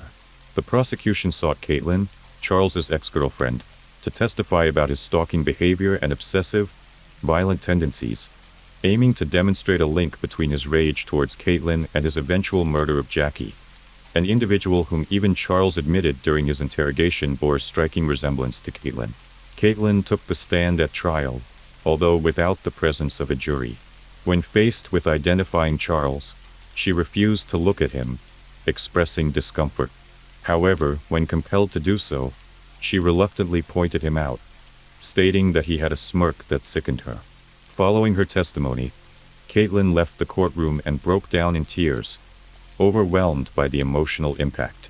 Ultimately, the judge ruled that Caitlin would be unable to recount the details of her relationship and subsequent breakup with Charles to the jury. In April 2018, 1.5 years after Jackie's tragic demise, Charles Bryant stood trial for her murder. However, Jackie's best friend found herself unable to bear the sight of Charles. Choosing not to attend the court proceedings, the mere thought of having to confront him face-to-face was too overwhelming for her to bear. It was a painful reminder of the devastation he had caused to their lives. Maria Munoz, a young woman full of life, met a tragic end on September 22, 2020 that shocked her loved ones. The community was puzzled about who could have done such a terrible thing until they were shocked to discover that Maria's own husband was the unexpected suspect. As the details emerged, a web of secrets and deception was revealed, leaving everyone close to Maria shocked and saddened. In the bustling state of Texas, a shocking event unfolded that left everyone shocked. Maria Munoz, a young and lively woman full of dreams, met a tragic end that deeply affected her family and friends. The events leading to her unexpected death on September 22, 2020 left many stunned, especially when suspicions turned toward her own husband as the possible culprit. The story took a dark turn when toxicology reports found 7 different drugs in her system. Also, it's hard to believe Maria's journal was also the key evidence that helped catch the killer. It's crazy to think that something Maria wrote down played such a big part in solving the case. As the investigation progressed, secrets began to surface, revealing a side of the story that nobody saw coming. Maria Munoz, born on January 25, 1989, was one of 3 children to Marisol Rodriguez and Jorge Luis Munoz. Growing up in a vibrant and loving household in Puerto Rico, she faced early loss when her mother passed away. Also, around that time, she met Joel Pellet. Despite this hardship, Maria took on the role of caregiver for her siblings, Marisol Munoz and Peter Hernandez. Maria and Pellet first met in Puerto Rico, Maria's home country. At that time, Pellet was a nursing student with big dreams, and Maria was also a nurse. Pellet was 11 years older than Maria, but despite the age gap of 11 years, they both tied the knot in 2011. Later, they moved to Laredo, Texas, where Pellet secured a prestigious position as a nurse anesthetist at a local hospital, bringing in a substantial income. Their newfound financial stability afforded them a life of extravagance, filled with luxury cars and extravagant vacations. Maria Munoz, age 31, lived in Laredo, Texas, as a full-time mother caring for her 2 young sons and her husband, Joel Pellet, aged 42. She left her job just to take good care of her children. Maria, a loving stay-at-home mom, cherished her 2 young boys. Every day, she would take them to the park to play and read to them before bedtime, showing her dedication as a mother. While she enjoyed being at home with her children, she also found joy in playing the piano as a hobby. Despite her happiness as a stay-at-home mom, she always held on to her dream of returning to school and becoming a nurse again. For a long time, everything appeared to be going smoothly in their relationship. Pellet would often share pictures of his wife and children, proudly talking about how wonderful they were to his friends and colleagues. However, behind the scenes, a different story was unfolding. In the year 2018, shortly after Maria welcomed their second son, those close to Pellet began to observe a shift in his behavior. He underwent a noticeable transformation, losing weight and gaining muscle. He also became increasingly sociable with other women, displaying flirtatious behavior that did not align with the conduct expected of a married man. He began removing photos that featured his wife and children, instead opting to post pictures of himself alone. This change in his online activity gave the impression that he was living a single life, without the responsibilities and commitments of a married man with a family. That same year, the colleagues observed Pellet becoming increasingly friendly with a surgical nurse named Janet Ardondo. Over time, it became clear that they both had started a secret relationship, carrying on an affair behind Maria's back. But in early 2020, Maria's worst fears came true. She found airline tickets that Pellet had bought for himself and Janet to travel to Europe. This discovery left Maria heartbroken and depressed. She had trusted him and thought their marriage was strong. But then she felt betrayed. Maria was devastated to learn that the life they had built together for 10 years was a lie. She didn't know how to move forward, feeling lost and alone. In the midst of her emotional breakdown, she sought help from a therapist to cope with the devastating truth about her marriage. The therapist prescribed medication to support Maria through her mental health struggles. Around this time, Maria turned to writing journals as a way to process her thoughts and emotions. Soon, things were getting worse between Pellet and Maria. So on September 19, 2020, Maria went to Janet's house and saw Pellet's car parked in the driveway. She confronted them at the house, and when he came out, Maria made him choose between her and Janet. In answer, he said he'll choose Janet. During the argument, Janet called the police, but Maria and Pellet had left by the time they arrived. The police called Maria while she was driving with Pellet, and they heard him yelling at her in the background. When they got home, he became so angry that he punched a hole in Maria's car windshield, which was an alarming display of force and anger. The following morning, on Sunday, September 20th, Maria sent Pellet a text message expressing her intention to hire a lawyer to help sort out their situation. However, he replied, suggesting that they handle things without involving lawyers, as he believed it would be too costly. Just a few hours after their text exchange, it seemed that he had a change of heart. He sent Maria an email expressing his deep sadness and inner turmoil. In the email, he conveyed his desire to sit down with Maria for an honest and non-argumentative conversation. This is what he said: "I am so sad, I am hurting inside. I want to sit down with you to talk without arguing. A heart to heart." Maria replied to his email, and they both agreed to meet at approximately 5 p.m. the next night on Monday, September 21st. Before going to meet him, she was so nervous and then messaged her friend Yasmin Martinez that today they were going to meet. This is what she said: "I just ask if you can pray for me." But sadly, her prayers were not answered, and the meeting ended in a horrifying way. On September 22nd, 2020, Pellet dialed 911 in a panic, mentioning that his wife might have taken some prescription pills and was not breathing.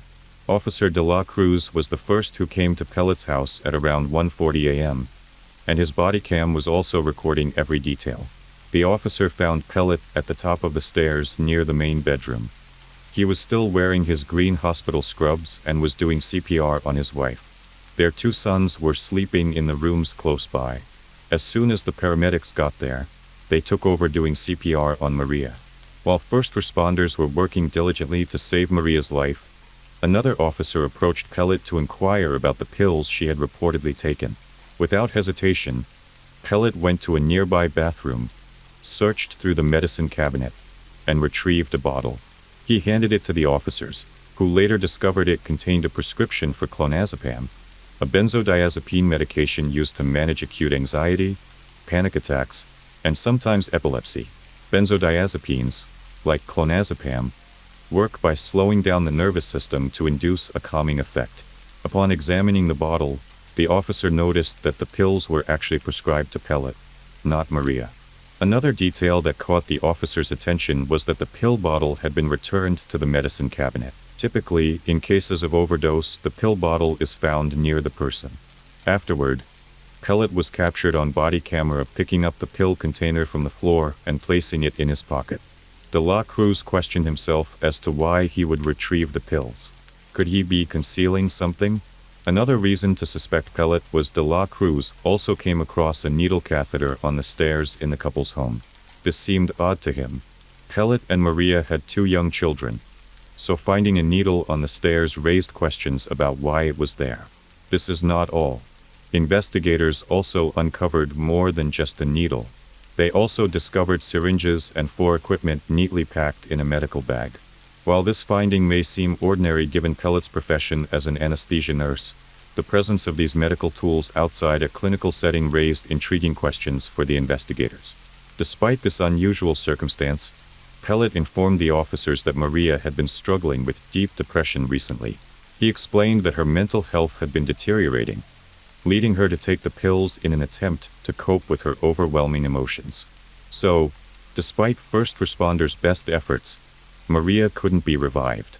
It's hard to believe, but by 3:58 a.m. that day, she was pronounced dead. After Maria was declared dead, officers took Pellet downstairs to the kitchen for additional questioning. He then explained to the officers that on that day, he and Maria had met for a conversation.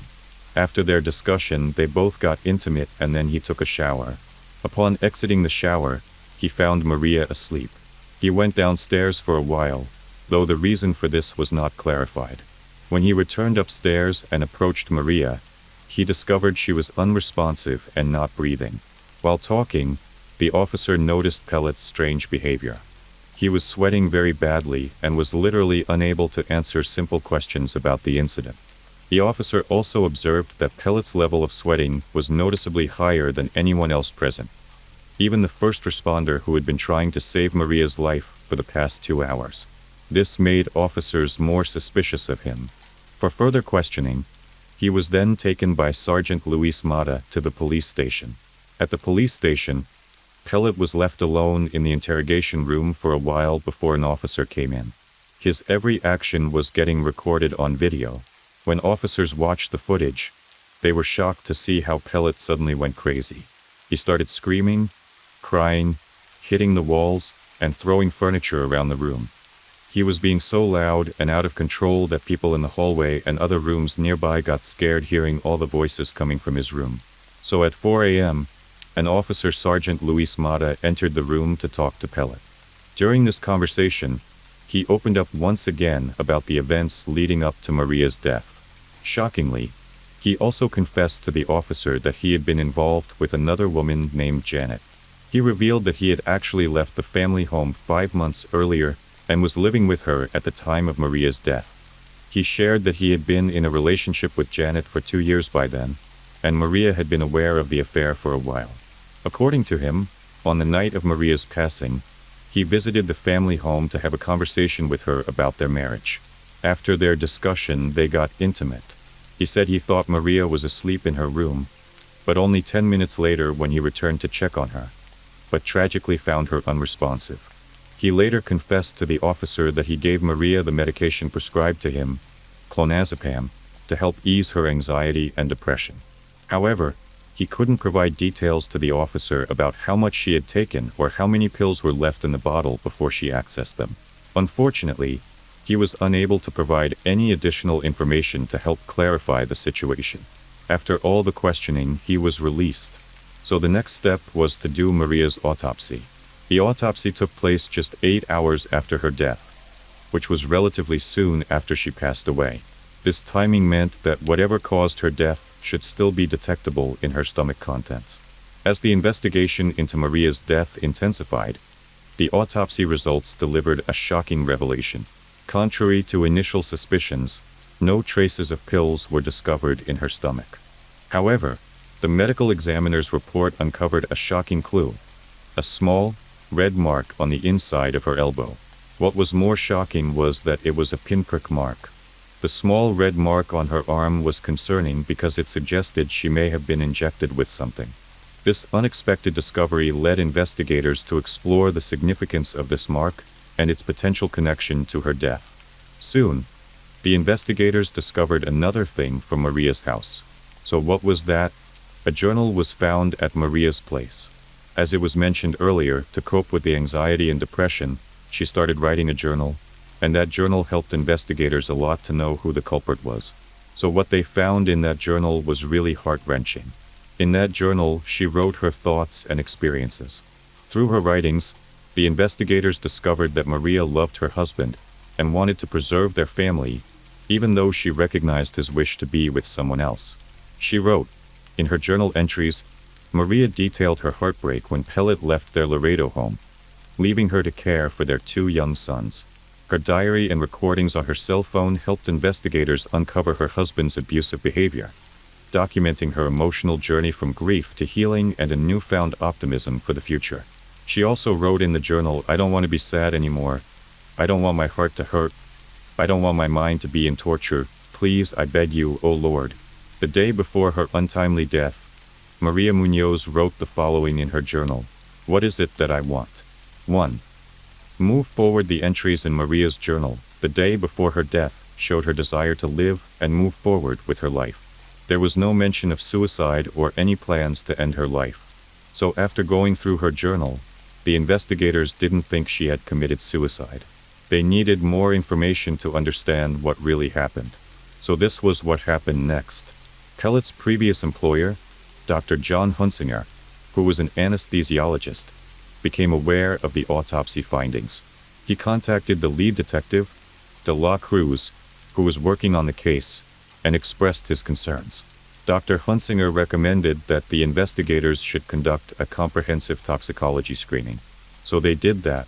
In January 2021, investigator Sergeant Luis Mata and De La Cruz received the long-awaited toxicology test results.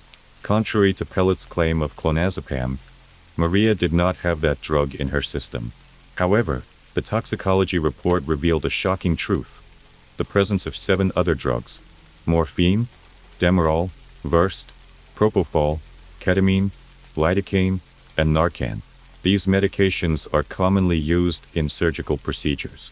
Propofol and ketamine are used as sedatives and for pain management, often administered intravenously during surgical procedures. Most people cannot access these drugs easily, and even many nurses and other medical professionals may never come into contact with medications like propofol and ketamine unless they work directly in anesthesiology. The presence of propofol in Maria's body was the most shocking finding for the investigators. The investigators thought that Pellet is a nurse anesthetist, so he would have access to propofol based on his profession. When Dr. Hunsinger, who worked with Pellet and had experience using propofol, saw the amount found in Maria's system, he said it was the highest quantity he had ever encountered. Based on this, the doctors strongly believed that propofol was the specific cause of Maria's death, as Pellet would know the appropriate dosage to sedate someone or cause an overdose. Additionally, a small mark on Maria's arm indicated that she may have been injected with the substance. Investigators believed that, with the toxicological report, Pellet's suspicious behavior, and Maria's journal, they had enough evidence to arrest Pellet for the murder of his wife. So authorities soon got an arrest warrant against Pellet. De La Cruz wasted no time and went to arrest Pellet. Surprisingly, he did not resist arrest, almost as if he had anticipated and accepted his impending fate. Soon he was taken to the police station, marking the beginning of a new chapter in the investigation as law enforcement officials prepared to question him again about the events surrounding Maria Munoz's tragic death. He had to face the consequences of his heinous act. So the trial started on March 21, 2023. As the legal proceedings unfolded, both the prosecution and defense presented their cases. A prosecution team composed entirely of women, known as Maria's team, utilized Maria Munoz's journal entries to construct a compelling case against Pellet. This was done to illustrate to the jury the type of wife and mother Maria was. The prosecutors described Maria as an excellent mother who was caring and intelligent. They expressed feeling her vibrant spirit through the pages of her journal. During that trial, the prosecutors also suspected that Pellet first drugged Maria by putting some substances in her drink to make her sleepy. Once she was unconscious, he injected propofol into her arm. Prosecutors also believed that Pellet waited a long time before calling 911 so that the first responders would not be able to revive her when they arrived. The prosecutors stated that the journals helped them comprehend the challenges Maria faced, which in turn fueled their determination to seek justice in her case. During the final arguments, Pellet's lawyer, Roberto Bali, informed the jurors that his client wanted to work things out with his wife, Maria Munoz, before her passing. Bali reminded the jury about the medical examiner's report, which said Maria's cause of death was still unclear.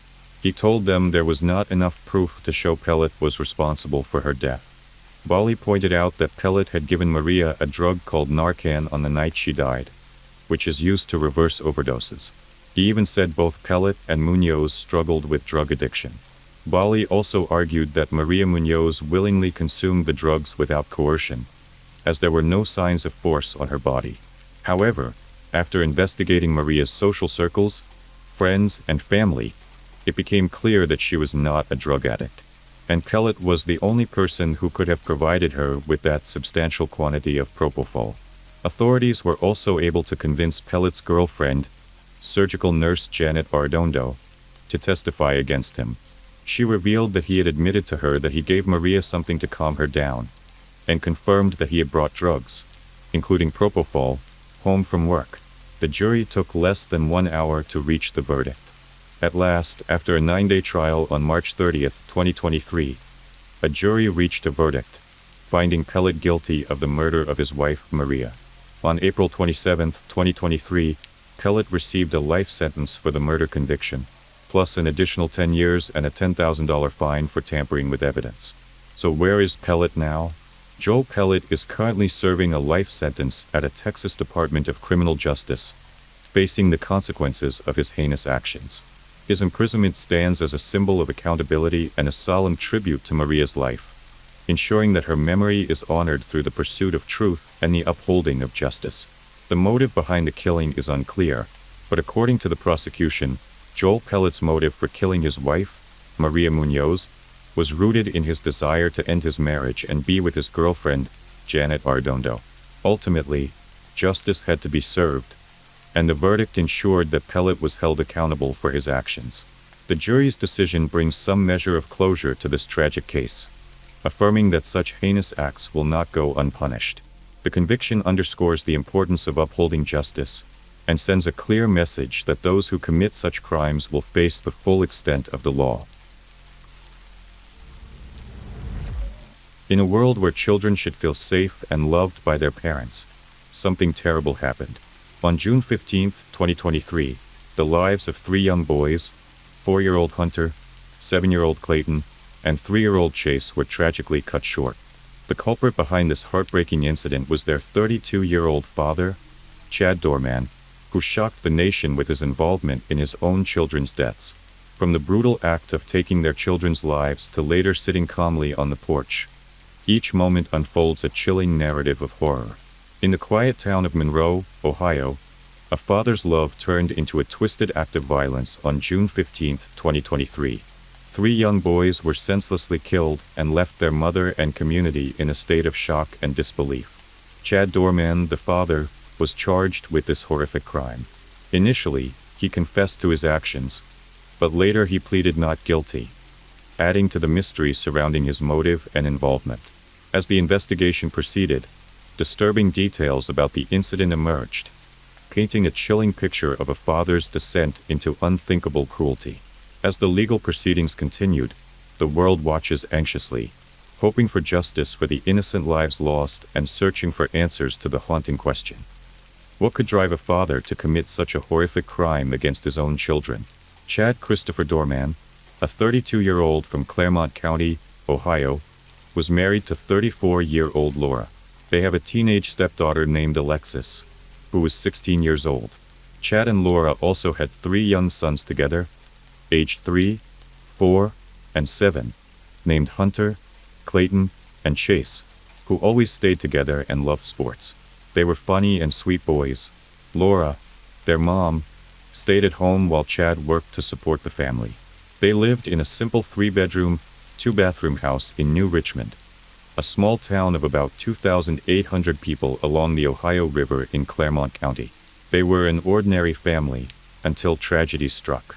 So, on June 15, 2023, Chad came home from work a bit earlier than usual. He then decided to take a nap with his family, so he invited his wife Laura and their 3 sons to join him in their bedroom. They all sat together and were having a good time, laughing and chatting. But little did Laura know that those moments of happiness would soon turn into unimaginable horror. After a few minutes of chatting and laughing, Chad got up and opened the gun safe, which was right next to their bed. He took the Marlin Model HC-22 rifle, loaded the magazine, and shot his 4-year-old son Hunter twice. His daughter Alexis was watching television in the family room when she heard the sound of a gunshot. She hurried to the primary bedroom to see what had happened. As she reached the doorway, she witnessed the horrifying sight of her brother being shot. Alexis was terrified. She turned and ran as fast as she could. Laura, who was with her kids, ran to provide aid to her child Hunter. She then shouted at the other kids to run and save their lives. Alexis noticed the oldest boy running out the wrong door toward a field. She shouted for him to keep running. Chad was following him, and within moments, he shot his 7-year-old son Clayton. After Clayton fell to the ground and was bleeding badly, Chad stood next to him as if he had achieved his goals. Alexis was witnessing all of that. She was horrified, and then she ran to the house, grabbed her youngest brother, and fled to safety, desperate to protect their lives. Chad ran towards Alexis and caught her and raised his gun and asked her to put the 3-year-old Chase down. Alexis cried and pleaded with Chad not to shoot her and also begged him to stop. Chad tried to shoot her in the head, but luckily he ran out of bullets. At that moment, Alexis ran to the fire station where she urgently stopped a woman who was passing by her house. She told the woman that her stepfather killed all her family. The woman then called 911 at 4:15 p.m. Meanwhile, 3-year-old Chase returned to his mother. Suddenly, Chad and Laura started arguing over Chase. Chad tried to pull Chase out of Laura's arms, but she was holding on to him tightly, trying to protect him. Shockingly, Chad then bit Laura and then pressed the gun against her thumb and fired. Laura dropped Chase because she was wounded badly. Chad then shot Chase in the head and later arranged the lifeless bodies of all 3 children in a line. After killing all 3 of them, he sat calmly on his front porch, acting like nothing happened. While Laura was inside the house, she was continuously shouting for help. After the 911 call, the police arrived at the scene at 4:25 p.m. When police arrived, Chad was sitting on the porch of his house with a rifle beside him. The police officers quickly caught him and placed him in handcuffs. Chad appeared calm and did not resist being restrained. While one officer controlled him, the other attended to the 3 victims. Paramedics tried to save the children, but unfortunately they all died from their gunshot injuries. Later, Laura was taken to the University of Cincinnati Medical Center for her injuries. Chad Dorman's stepdaughter Alexis was lucky to have survived the shooting. She had managed to escape from the house. On the same day that he killed his 3 sons, June 15, 2023, Chad was when the police officers caught him. He was surprisingly calm and polite, behaving as though nothing had happened. Later, he was taken to jail for more questioning, and during the interrogation, Chad Dorman admitted to police that he had been planning the killings since October 2022. Chad also confessed to the investigators that he hadn't slept for 3 to 4 days because the thought of killing his own sons was unbearable. These revelations painted a disturbing picture of his state of mind leading up to the tragic events. The investigation continued, and investigators explored whether Chad had a history of general violence. They also checked his phone records. Upon reviewing the records, it was also found that he mainly had traffic violations in Claremont County. with the exception of one incident when he was 18 involving criminal damage. Additionally, there was a domestic violence case in 2010 where he was accused of choking his father, Keith Dorman. Later, the case was dropped when Keith Dorman failed to appear in court to testify for the prosecution. These records provided insight into Chad's legal history and past interactions with law enforcement in the county. As the investigation was going on, one of the neighbors, Richard Kincannon, told a news channel he was angry every day. There wasn't a day he didn't yell at his wife and kids out there. He was very angry. Every day yelling at his wife, dogging her, downgrading the kids. Just very angry. And if they didn't do what he said, and I've seen it firsthand, but I never thought that he would do that. The woman who called 911 also gave an interview to the news channel and said, she was running with a little black lab and she was screaming, "Call 911, call 911. She says, "My stepfather is shooting everyone in my household." Investigators also examined whether there were any signs of financial difficulties. They found out from the county auditor's website that Dorman purchased his converted manufactured home on 3 acres in 2016 for $75,000. According to the records, he paid property taxes up to 2023, indicating there were no obvious issues with mortgage payments. Detectives also interviewed 59-year-old Keith Dorman, Chad's father. He was in utter shock to hear what his child did. He told the investigators, "I'm still trying to comprehend." Keith Dorman said that he couldn't believe his child had done something so horrible. He even said, "There was something going on in his life that he couldn't handle anymore.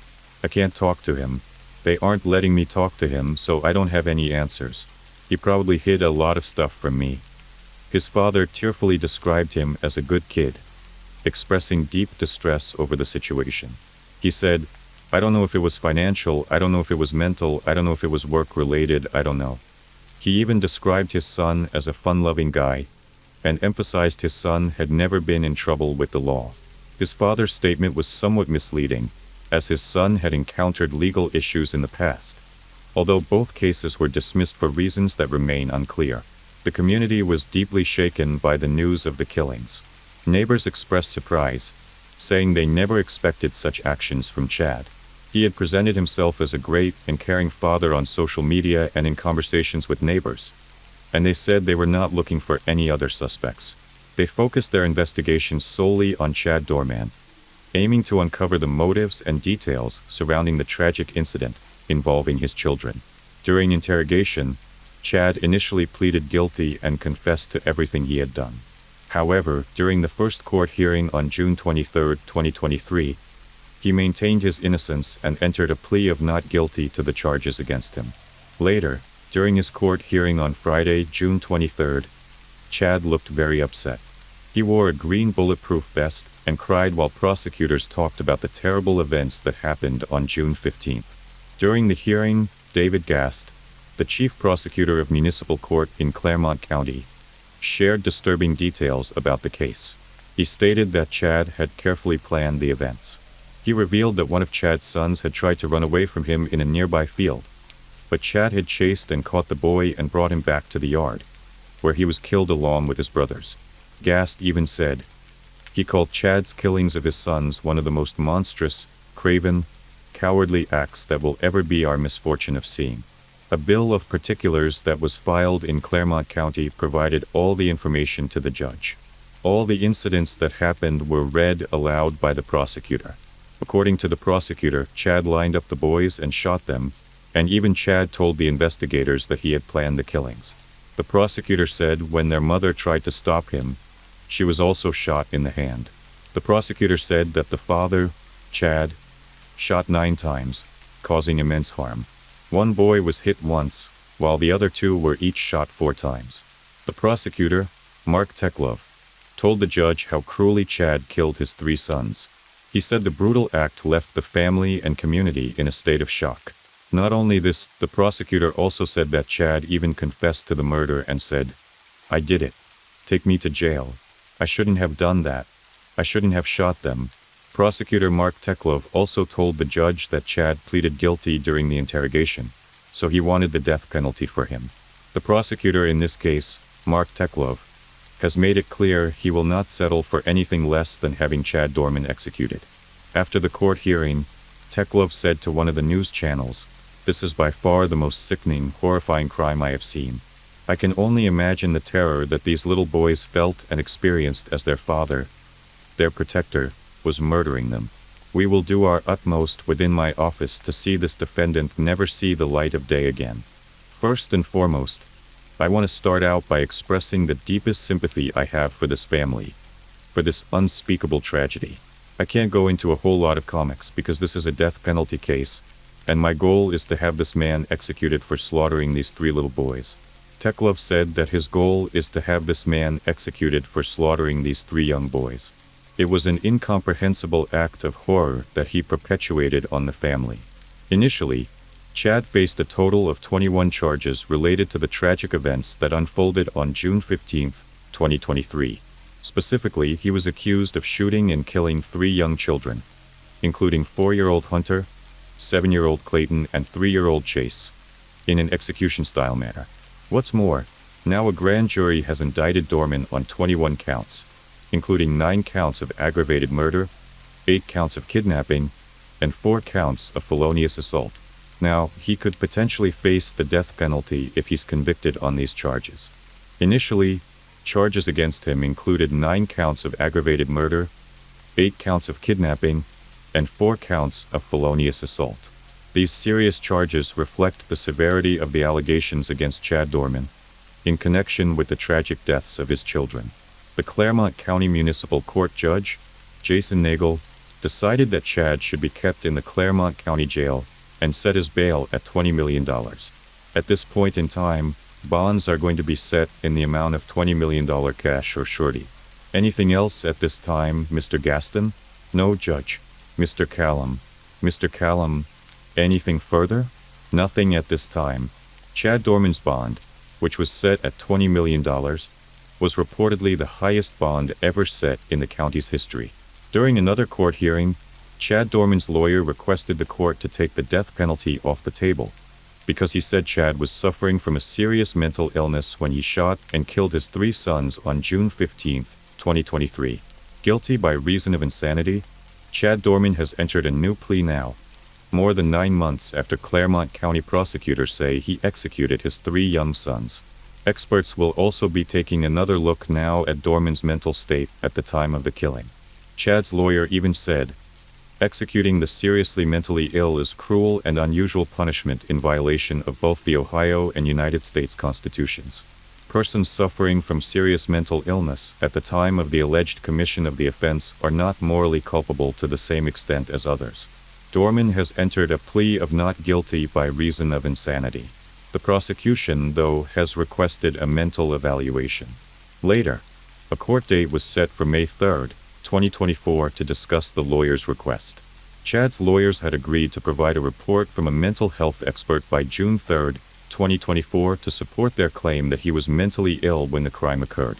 During another court hearing in March 2024, Chad's lawyers argued in court that the Claremont County Sheriff's deputies did not respect his Miranda rights after he was arrested.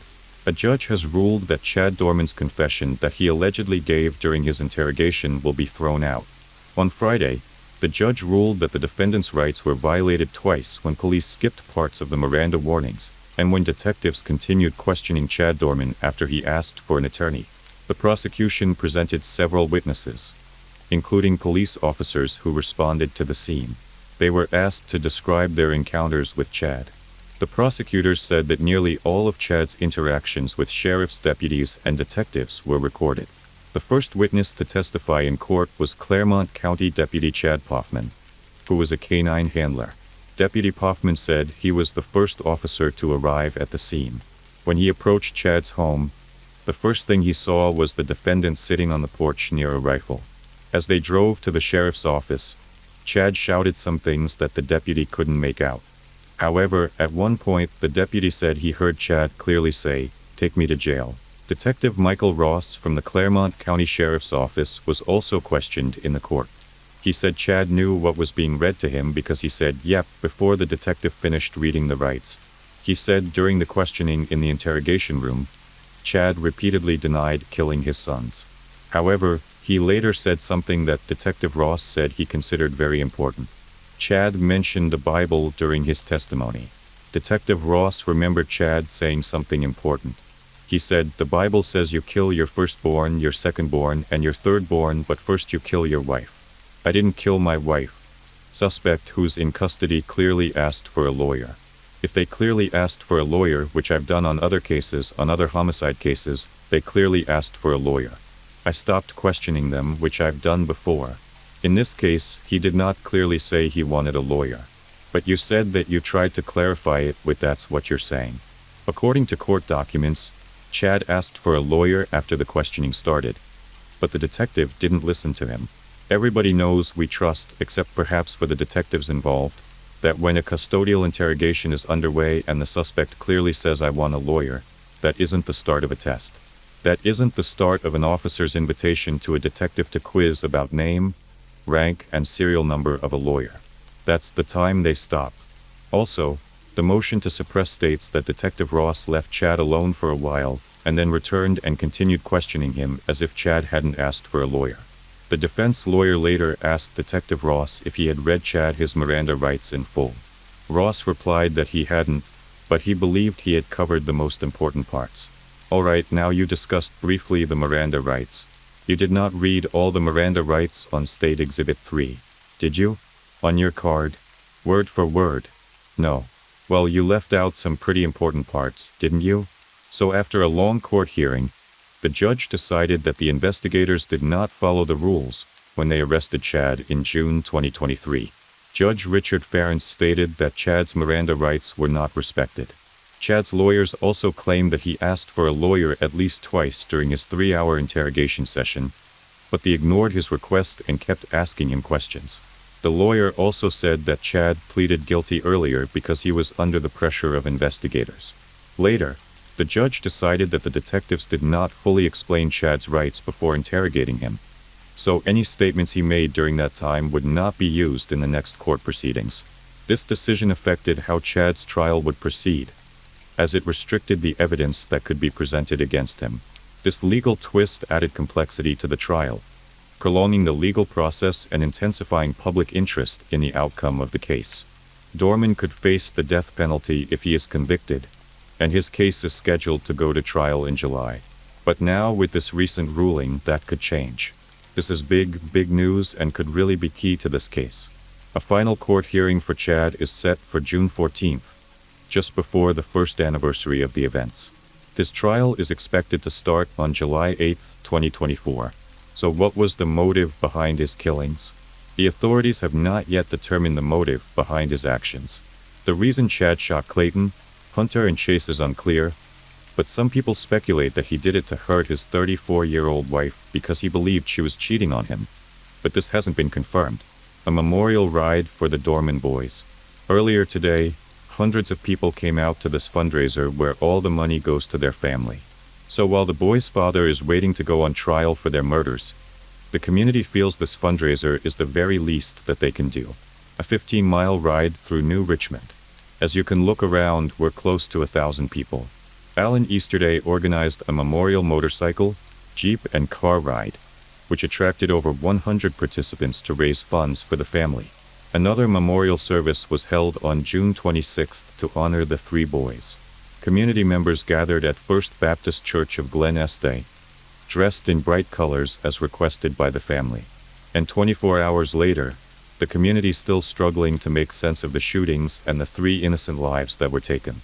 Support for family, friends, classmates, first responders is pouring into Monroe Township with no signs of stopping. WLWT News 5's Jatera McGee is live in Monroe Township where, since the tragic event, many people have come together to remember the 3 young boys who were lost. One of these services was a special candlelight vigil at the elementary school where the oldest boy used to go to school. The co-funding organizer, Rachel Brown, started a fundraising campaign on GoFundMe to help pay for 3 deceased children's funerals. So far, people have donated almost $180,000, which is much more than the initial goal. Rachel Brown mentioned in a post that the children's mother was like a sister to her. She wrote, "My sister lost her 3 amazing babies yesterday. Nothing will make this better. It will never be okay.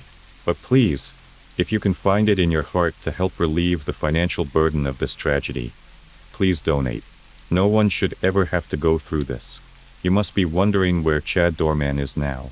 He is held in custody in Claremont County Jail, and his case is still ongoing, with many questions still on everyone's mind. Why did he do that? How can someone kill their own children so brutally?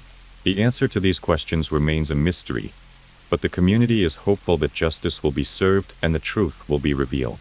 The community is still trying to come to terms with the loss of these 3 young boys. Everyone wants to find a way to heal and move forward. As the legal process continues, people are united in their desire for justice. The tragic events have also led to discussions about family relationships, mental health, and how communities can support each other. People are coming together to help the surviving family members and make sure something like this never happens again. Michael Haight was born on January 7, 1980 in Seattle, Washington. However, at an early age his family relocated to Cedar City, Utah following the completion of his father's dental school. As a child, Michael was a typical young boy who enjoyed baseball, basketball, and soccer. He achieved the rank of Eagle Scout and excelled in school. After graduating high school in 1998, Michael spent the summer working at a fish plant in Alaska. He quickly earned the position of line manager, overseeing more than a dozen men. His work ethic and dedication were recognized, leading to his promotion. Michael went on a mission trip to South Brazil as a dedicated member of the Church of Jesus Christ of Latter-day Saints. This experience further deepened his faith and strengthened his commitment to his religious community. Upon his return to the United States, Michael pursued a degree in business at Southern Utah University, where he graduated in 2004. At Southern Utah University, Michael met his future wife, Tasha Earl. They fell in love and married in the St. George Temple on May 10, 2003. Michael appeared to be the epitome of a devoted husband and father to outsiders. He coached his children's sports teams, attended their school concerts, and spent time with them sledding and doing projects in the garage. However, on January 4, 2023, the facade Michael had built around his family came crashing down.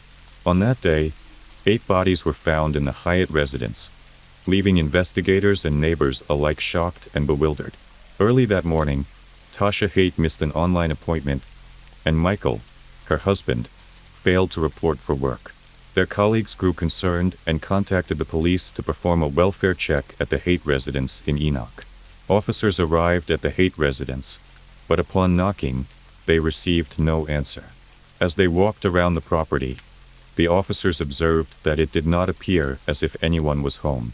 Knowing that the Haights had 5 children, the police contacted the Iron County School District to verify if any of the children were at school that day. However, it was discovered that none of the children were present. When the police arrived at the Haights' home, they cleared the premises to ensure no immediate danger was present. After a thorough search, they confirmed that no one needed medical attention and that there were no signs of an active threat. The Haights lived in a single-story residence with a basement. Detectives arrived on the scene a short time later after the home was declared a crime scene.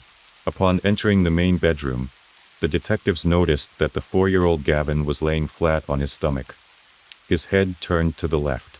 One of his arms was placed under his head on a comfortable pillow, while a blanket covered a portion of his body. Similar to Gavin, Tasha was only partially covered by the blanket. The detectives discovered an older woman on the other side of the bed. She was later identified as Gail Earl, Tasha's mother. Gail was also lying on her back, her head resting on a pillow. Like her daughter and grandson, Gail was partially covered by a blanket. As the detectives continued their search of the Haights' home, they entered Briley's room, where they found the 12-year-old girl lying in bed. She was slightly inclined and partially covered with a blanket. In Eamon's room, the detectives discovered a 7-year-old boy lying face down in the corner of the room. Unlike his siblings, he did not have a pillow or blanket over him. Sienna, Eamon's twin sister, was found in her bedroom, lying on her left side in bed, her head resting on a pillow, also covered with a blanket. Macy, the eldest of the Haight children at 17 years old, was found in her bed, her head resting on a pillow, and her body covered by the blanket. The detectives then found Michael Haight in the exercise room in the basement of the home. He was lying on top of a sleeping bag. All 8 victims were found dead from a gunshot wound. It did not take long before the detectives concluded that Michael Haight was the primary suspect. They theorized that he killed his wife, mother-in-law, and 5 children before taking his own life. As the detectives began their investigation, one neighbor provided crucial information that helped them piece together the timeline of the crime. The neighbor told the police that she had awoken at 3:30 a.m. to use the bathroom. Exiting her room, she heard a loud bang that sounded like fireworks. However, she quickly noticed that it was past the legal date for fireworks to be allowed in the neighborhood, leaving her feeling annoyed. The neighbor continued, stating that after the initial bang, she heard 2 more in quick succession. This noise was followed by a short pause, followed by another bang. That pattern continued with a brief pause before the next bang, and a longer pause before a final bang.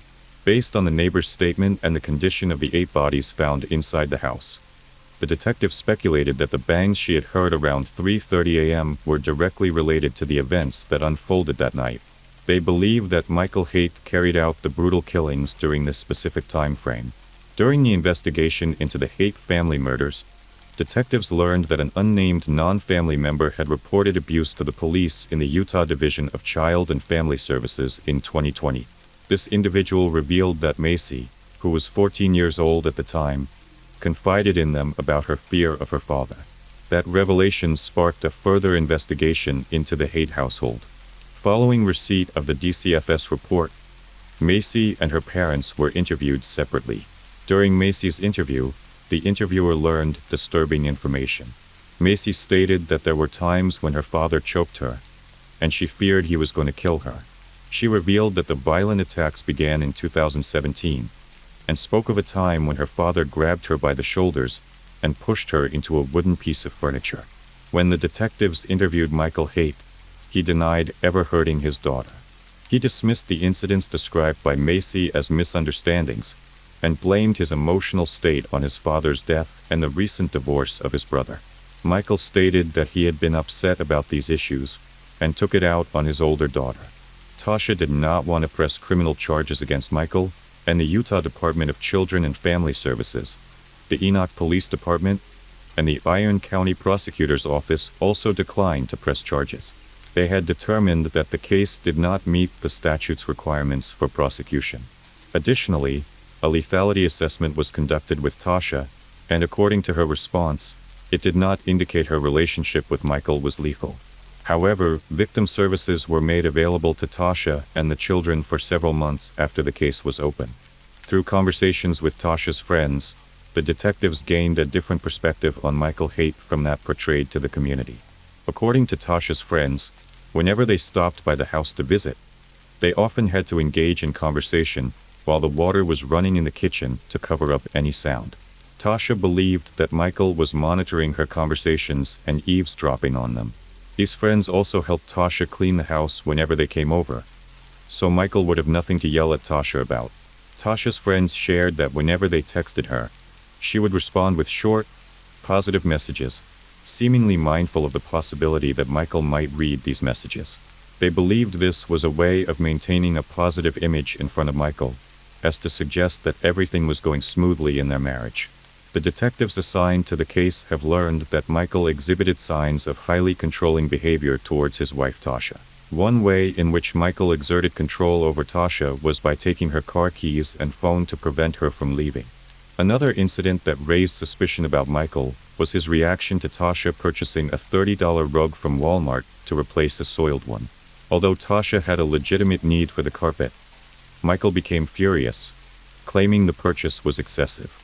Tasha confided in her friends that her 7-year-old son, Eamon, was acting more and more like his father, Michael, emulating his bad behavior.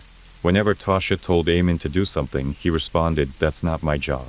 This behavior was concerning for Tasha, as it reflected Eamon's lack of responsibility and disregard for authority. Michael often dismissed or ignored Tasha's instructions, and Eamon seemed to follow suit. According to Tasha's friends, in 2022, Tasha dared indulge in a small act of self-care. Despite the demands of her responsibilities, she decided to get her nails done, a relatively rare occurrence for her. However, her husband Michael did not allow it to happen, placing strict restrictions on her freedom. After Tasha's indulgence, she felt renewed confidence in beauty. She told Michael that she would be getting her nails done on a monthly basis, a decision that did not sit well with him. Angered by his wife's decision, Michael expressed his disapproval, questioning how much this new habit would cost.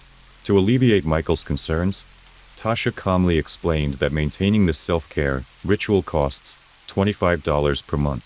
However, Michael remained unconvinced, arguing that Tasha was taking food from their children's mouths by spending money on her nails.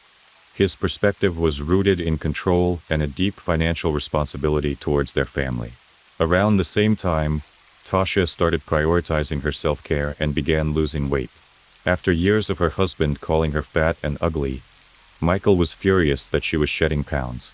He accused Tasha of cheating on him, trying to justify the sudden change in her physical appearance. Michael's controlling behavior reached new heights as he attempted to manipulate Tasha's weight loss. He pleaded with her to stop losing weight, concerned that other men might look at her with desire. Underlying this demand were his deep-seated insecurities and desire for complete control over his wife's body and behavior. Tasha's friends also told the police about when the family kitchen table unexpectedly broke, and Tasha needed to buy a new table. However, Michael refused to give her the money to buy one. Frustrated by the situation, Tasha decided to take matters into her own hands. She chose to refinish the old table, hoping to improve its appearance and functionality. However, this act of defiance did not sit well with Michael, as he did not give her permission to do so. Michael Haight had a stingy attitude towards spending during the holiday season. Despite his significant income, he provided only $100 to Tasha for each of their 5 children to buy presents. Tasha always gave her children a fulfilling Christmas, yet Michael received a substantial paycheck from his job at Allstate. However, he refused to allocate additional funds to his wife and children. His rationale was that he didn't see the need to provide them with more of what he believed was rightfully his. Michael's obsession with reducing waste and conserving resources led him to impose strict rules on Tasha's household habits. She had to wash out and reuse plastic bags, even if they were used once or multiple times. This excessive demand for reusing bags placed additional responsibilities and burdens on Tasha, leaving her feeling overwhelmed. Further, Michael's desire to control every aspect of Tasha's life extended to her cleaning and baby care routines. He insisted on having the cleaning and baby wipes, claiming it was more eco-friendly and cost-effective. However, this demand compromised Tasha's comfort and hygiene and created unnecessary stress. If Tasha failed to adhere to the instructions set by Michael, she faced serious consequences. He made it clear that disobedience would lead to a lot of trouble for her. This threat created a sense of fear and submission in Tasha, leaving her with no choice but to comply with Michael's demands. According to Tasha's friends, she confided in them that although Michael had been mean to her throughout their marriage, he had never extended this mistreatment to their children until the late 2010s. However, as time went on, the abuse directed towards Macy intensified, leading her to consider taking her own life. Michael had extremely high expectations for his daughter Macy. He expected her to earn straight A's all the time, even though Macy was already struggling with the weight of her father's abuse. The pressure to meet his unrealistic expectations proved to be overwhelming for Macy. Macy's friends told the detectives about another disturbing incident in the Haight home. Michael returned home one evening to find Macy with her head in her mother's lap. Angry and frustrated, Michael instructed Macy to get up and clean her room. This incident left Macy deeply shaken, as she recalled looking into her father's eyes and seeing them filled with hatred and pure evil. The detectives uncovered another incident where 7-year-old Briley was playing with a changing table and did not stop when Michael told her. This incident led to Michael blaming his wife, Tasha, for their children's behavior. He labeled them as the worst children in the world, who were disrespectful and awful. Michael not only blamed Tasha, but also called her fat and ugly, all in front of their 5 children. It was during this distressing incident that Tasha decided to pursue an exit strategy and file for divorce from Michael after 20 years of marriage. The incident, which showcased Michael's abusive behavior and lack of control over his anger, served as a wake-up call for Tasha. She saw the negative impact this behavior was having on her children and realized that staying in the marriage was not an option. Divorce was difficult for Tasha. She spent over 2 decades with Michael. However, she realized that her children's well-being and safety were more important than any marital bond. On December 21, 2022, Tasha filed for divorce from her husband Michael. However, she asked for the divorce papers to be delivered after the holidays, wanting one last normal Christmas for her 5 children before the separation. She knew that Michael's behavior would likely escalate once he received the papers, and she did not want the holiday festivities tarnished for everyone. The divorce papers were delivered to Michael's Allstate office 2 days after Christmas. Despite his recent actions, Michael called Tasha, acting completely normal, asking her about her day, as if she hadn't served him with divorce papers mere minutes ago. He told Tasha to leave, but insisted that she leave the children behind. But Tasha stood her ground and refused to leave the house without them. Despite Michael's demands, Tasha decided to take the children with her to her mother's home in Laverkin, Utah. Later that evening, Michael showed up at his mother-in-law's house, attempting to convince Tasha to go for a ride with him. Tasha, however, refused and confided in her friends that she had a bad feeling about going anywhere alone with Michael. After Tasha filed for divorce, Gail Earl, Tasha's mother, moved in to provide support for both Tasha and the children. However, Michael's actions during this time further exacerbated the situation. Michael did not vacate the family home. Instead, he chose to move into the basement where the fitness room was. In this room, he slept on a sleeping bag with a pillow on the floor, with his clothes hung on hangers piled on a couch outside the door. Tasha confided in her friends that she had noticed a discrepancy in their children's saving accounts, which contained $20,000. She discovered that Michael had secretly transferred the money out of these accounts without her knowledge or consent. Furthermore, Tasha inherited several firearms from her father after his death, including hunting rifles and a handgun. At the start of January 2023, Tasha discovered all the firearms were missing from her house. Upon further investigation, it was revealed that Michael had removed the weapons, leaving Tasha and her family vulnerable in case of an emergency. Michael and Tasha's oldest child, Macy, had expressed to several of her friends that she welcomed her parents' divorce. Macy confided that there would be peace without her father, Michael, in the home. She yearned for the tranquility that a divorce would bring. Furthermore, Macy had a secret phone that she hid in her room. According to one of her friends, Macy used this phone to record her father when he acted crazy. She confided in this friend that she was doing this to gather evidence to support her parents' divorce. However, Tasha found the phone and hid it away. Macy's younger sister, Briley, also endured a tumultuous home life. Due to the constant drama at home, Briley often sought refuge at her neighbor's house. This neighbor had grandchildren of a similar age, and Briley found solace in the company of these children. Briley disclosed to a friend that she was happy about her parents' impending divorce. She even mentioned purchasing some new books, but she refrained from telling her father out of fear that he might get angry with her. On January 3, 2023, Tasha met with her attorney to discuss her ongoing concerns about her divorce from her abusive husband, Michael. During their conversation, Tasha revealed that although Michael was still living in the family home, she was relieved that he had recently relocated to the basement. Given Michael's volatile behavior, the attorneys pressed Tasha on whether she ever experienced any concern for her or her children's safety. Despite Michael's occasional outbursts, Tasha reassured her attorneys that she never feared for her or her children's well-being. In hindsight, it is clear that Tasha's optimism and misplaced faith in her husband were tragically misplaced. The investigation into the Haight family's shooting was a harrowing journey for police detectives, as they pieced together the chilling sequence of events that led to the tragic outcome. One chilling discovery stood out amid the digital evidence collected from the family's computers and cell phones. On December 30th, mere days before the deadly shooting, Michael conducted a disturbing Google search. At 10:41 p.m., Michael's queries delved into firearms and shooting-related topics. These searches and other evidence gathered during the investigation painted a chilling picture of Michael's intentions. The search results revealed alarming questions, such as, Michael expressed that he could not handle the situation for another day, and was determined to put an end to the manipulation and control he had been subjected to. Michael's note expressed deep frustration and desperation.